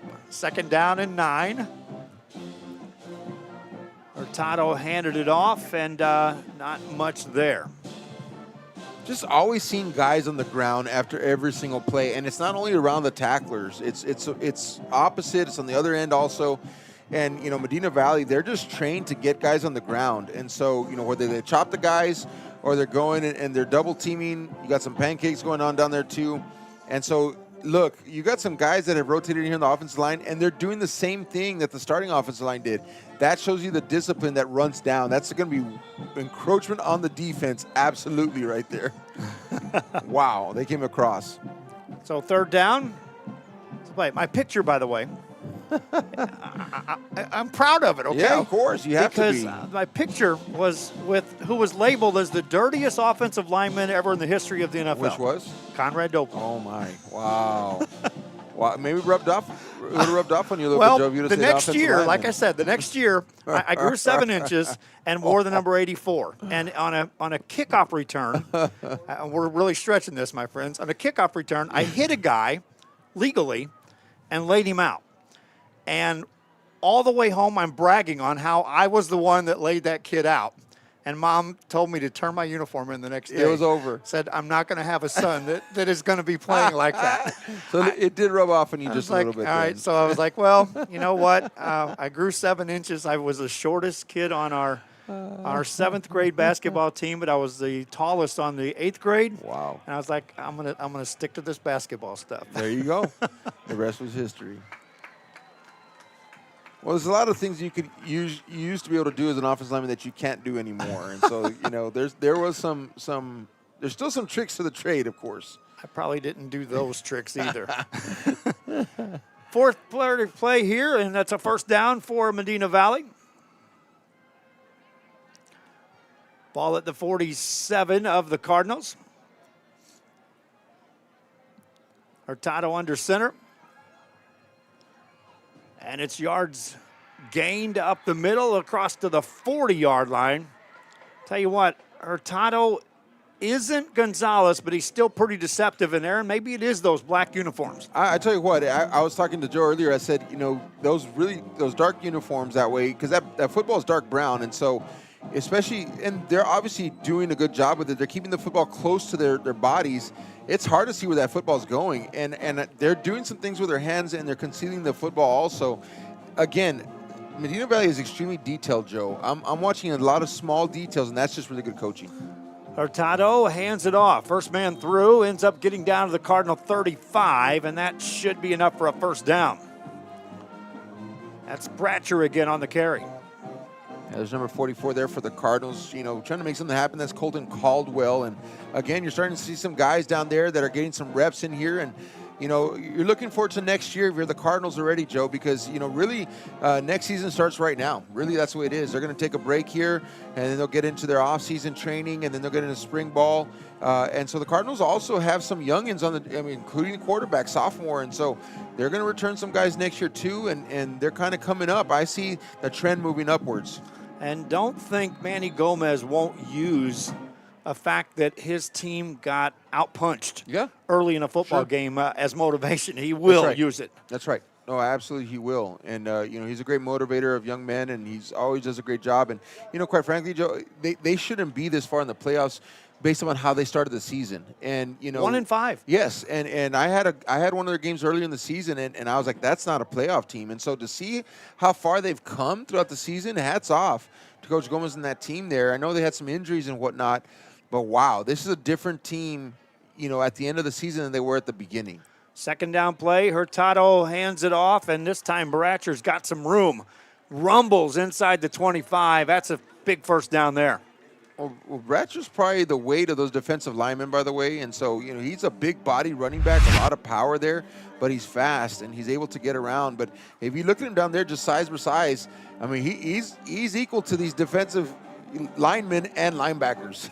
Look at him push the pile there at the end, Joe. Carrying guys along the way. First down at the 24.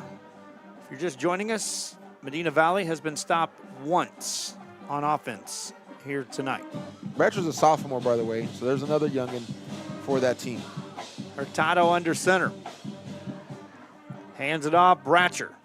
Hit, bounces off a guy. The next three still running through them. It takes 4 guys to bring him down. My, oh my. Ooh. That's an impressive loss, if you can say that. I was watching that, through the binoculars right there. It was just impressive because I saw him bounce off of Esquivel. And once he bounced off Esquivel there, watch him. Now it takes 1, 2, 3 guys have to clamp onto him, and he's still moving them. He's still powering those legs forward. 2-minute warning. Back after this.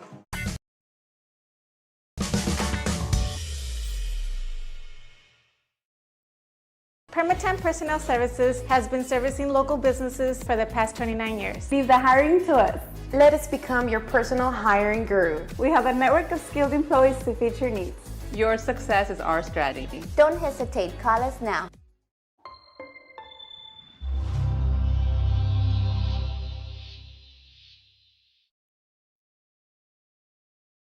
Hello, sports fans. I'm Jason Starkey with Gallery Homes. Here at Gallery, we make building your new home simple and stress-free. From sales to selections, we handle every step so you can enjoy the journey to your new home. This is Gallery, where your dreams become reality.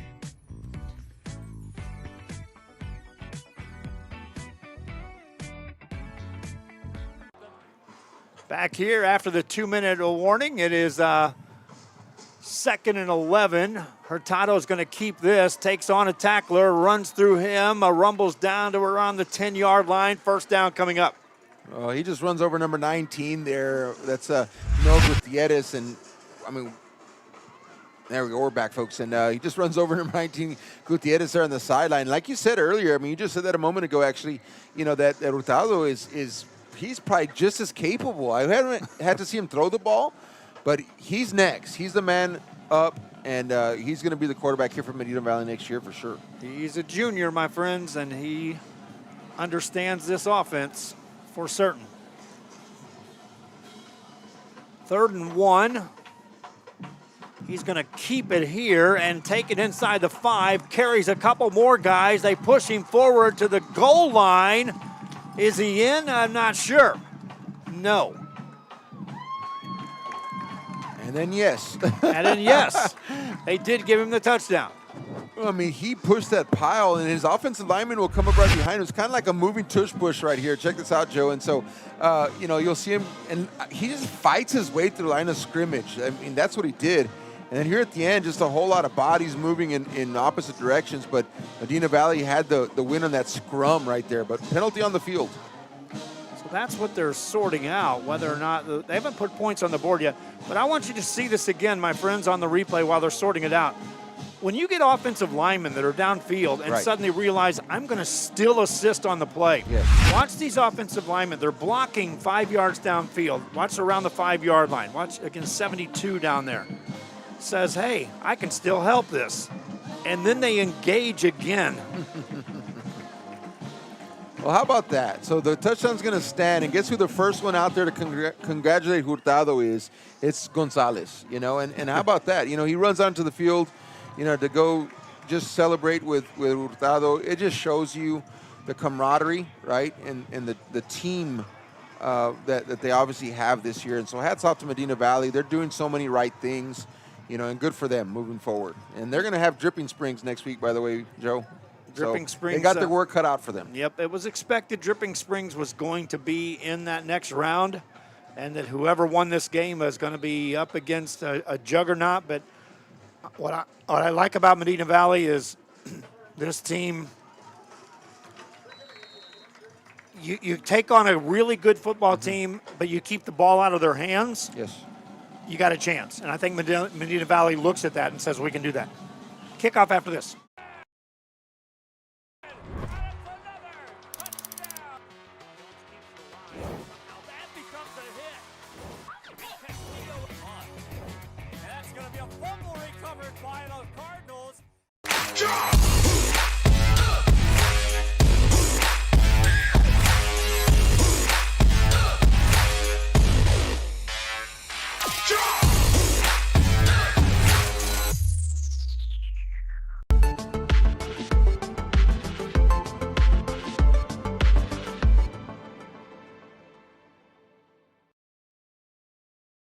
If you've been in a car crash, call Kenny.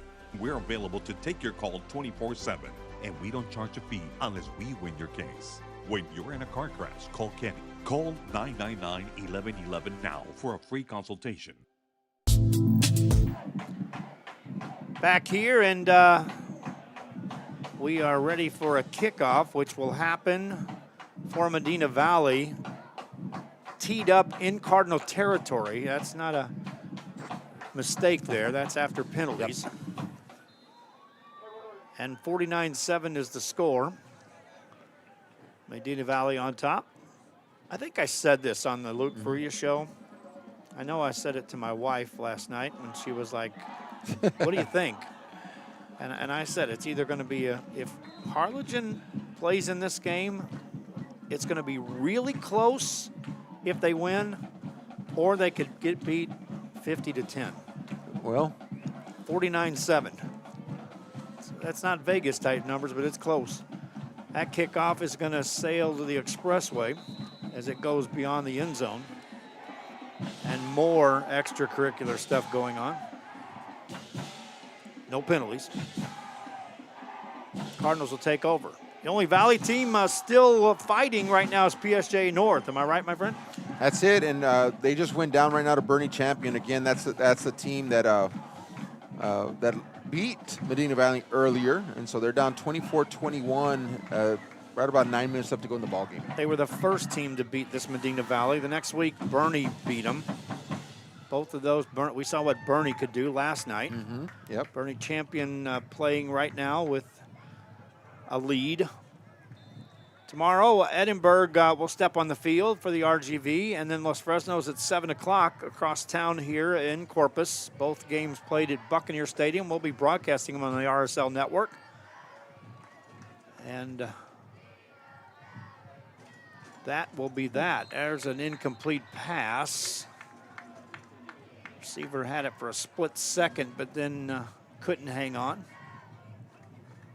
Yeah, great job there by the defender, just kind of punching it out as well. And so I'd seen this earlier, and a friend of mine just messaged me also that in 2026, there's going to be a new school opening up there, and so Medina Valley is going to split. And so we may see some of these players on other teams. That's right. And so, if they're opening as soon as next fall, some of these guys may be on that new team next year. And so this is the year, I think, for Medina Valley right now, this run.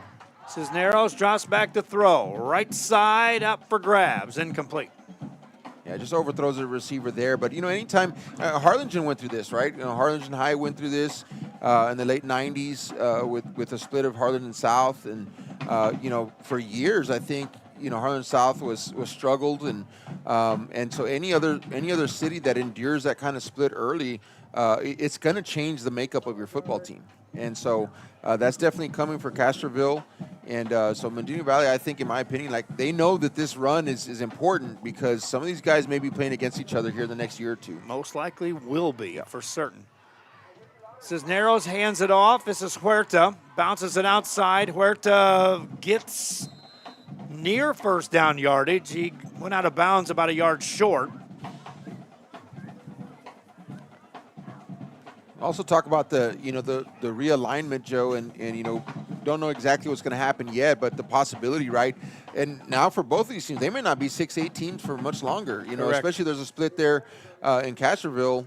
They could bump down to 5A or 4A, vice versa. Harlingen might be looking at that as well moving forward too. So early numbers say Harlingen 5A. Yep. And that's just early numbers, early talk. But the snapshot said it is. Running play here, that's a first down for the Cardinals.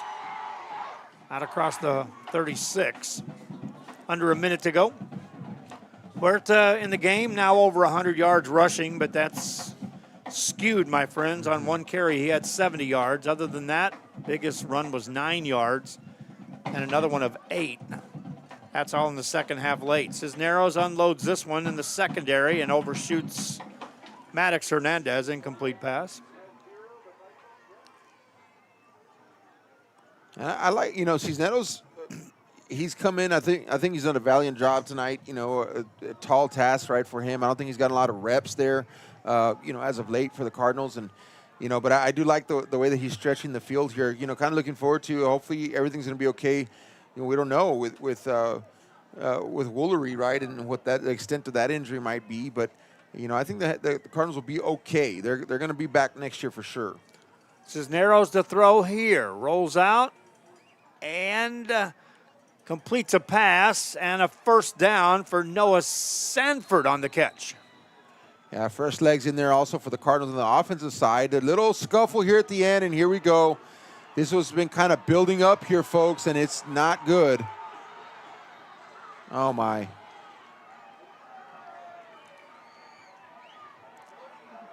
Very sad to see that. It is. And that still carries over.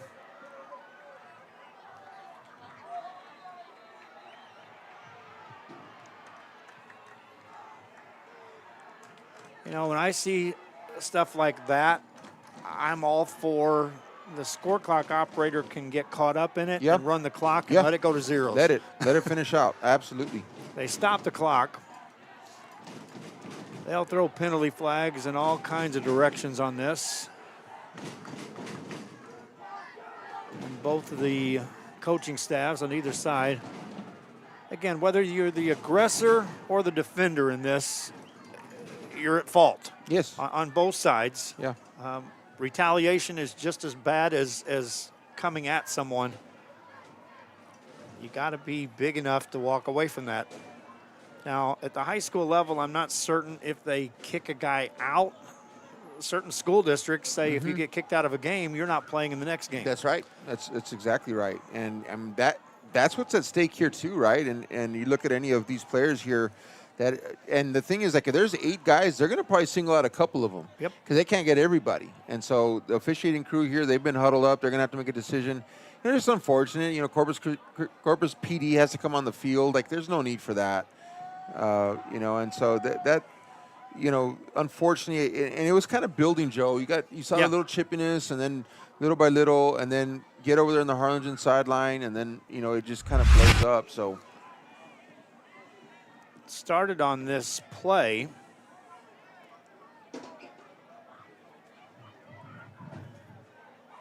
There was a hit there. Nothing real extracurricular there. Definitely was after, the play had blew up there. We're not in the business of showing that kind of stuff, my friends, on the replay. I promise you. Never have been, never will be. But they'll sort this out, and the officials have got a lot of talking to do, because in most cases and stuff like this I've seen, there's some people going to be thrown out of this game. Yes, absolutely. And it's just sad. And here's the thing. Really, when you look at it right now, Medina Valley is one that's got a lot to lose, because, Harlingen, for all intents and purposes, they're going home after this. Medina Valley's got another game next week against Dripping Springs, and so you got a player ejected that can't play next week, especially if it's a player that, can add a value to your team, which they all do. You're in trouble. And so I think they're going to end this game. Look, by the way, I think they're lining up already. They are? Yep. And I'm okay with that. I really am. Welcome to our post-game show here from Cabinets Field. They haven't put zeros on the clock, but they're going to. The coaching staffs are telling their players to line up, and Medina Valley's not even going to line up to shake hands, I don't think so. I don't think so. And this is sad. This is not how you want to end a season. This is a playoff game, and Medina Valley is going to just simply walk off the field with taunts at the Cardinals. That's not right either, And so regardless of who started, who ended it, but, then to be taunting across the field, I mean, really shame on both sides right now. And Huerta was over there shooting taunts also across the field. And so, I think the officials are handling this the correct way. Unfortunately, you're not going to get the sportsmanship at the end of the game. You got to separate them and send them on their own way. Congratulations to Medina Valley. They move on. They're winners of 9 in a row, and they will be playing Dripping Springs next week, 49-7. Our post-game show brought to you by the City of South Padre Island and by Luke Furia Motors. That Panther team has been a long time coming to get into the postseason. They're there, alive and well after 2 weeks, and they'll be tested next week against Dripping Springs. Final thoughts here, Aaron, as we wrap it up, getting ready for the long trip home. Well, I mean, just, kind of forgetting that last moments there. I mean, emotions ran high. These are high school kids, but at the same time, hats off to Medina Valley. They played outstanding. They deserved to win that game tonight. They showed up sharp from the very beginning. They didn't take the foot off the pedal the rest of the game. They got a big challenge next weekend against a very, very tough opponent in Dripping Springs. And the Cardinals, I think, will go home, go back to the drawing board, and you'll see them again next year. Yep, Cardinals finished the season on a strong run, just ran into a strong team tonight. Final statistics, 303 yards of total offense for the Panthers, 233 for the Cardinals. And the Panthers were led by their senior quarterback, who led the way, orchestrated that offense to perfection while he was in there. Xavier Gonzalez, 16 carries, 78 yards, couple of touchdowns in the air, 3 of 3 for 39 yards and a touchdown. Connor Crisp didn't even have to catch a pass tonight and still was instrumental with a punt return for a touchdown. The statistics are skewed a bit. This was not a game separated by 70 yards of total offense. Absolutely. It seems a lot closer on paper, but, from what we saw tonight, Medina Valley, they got in the driver's seat and they didn't get out of it. That'll do it. Any final thoughts? No, sir. That's a great game. The player of the game, what do you think, Joe? I'm going to give it to Xavier Gonzalez. Quarterback, again, he was – you talk about magician. Magician is in many ways. Escapability, well, he didn't need to do that. But in this case, magician handling the football. When you second guess as a defense, where's the ball, then you're already beat. Yep. And Xavier Gonzalez had him guessing all night. And so Xavier Gonzalez, our player of the game on the RSL Network. Hope you enjoyed the broadcast. That's Aaron Sines. We're going to clean up here and hit the road. And reminder that, again, we've got broadcast coming from Buccaneer Stadium tomorrow, 1 o'clock kickoff with Edinburgh. And then the 7 o'clock game, Los Fresnos, as the Falcons now are the only 32-6A team left in the playoffs. Westaco exited tonight, so did Harlingen. I'm Joe Bowling. Till next time, so long.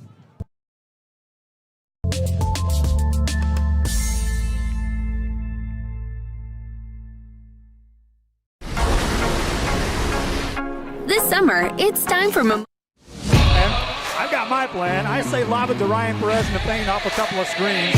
Esquivel to Garcia. Off the deflection. Los Fresnos comes back and wins. Now Santa Maria will put up a three. Bang!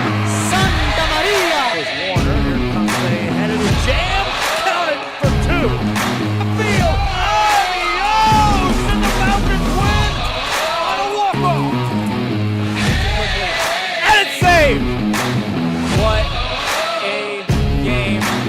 Cortez smacked to the left. That is gone. Lob for Perez. That's my play. Off the backboard, counting, and a win.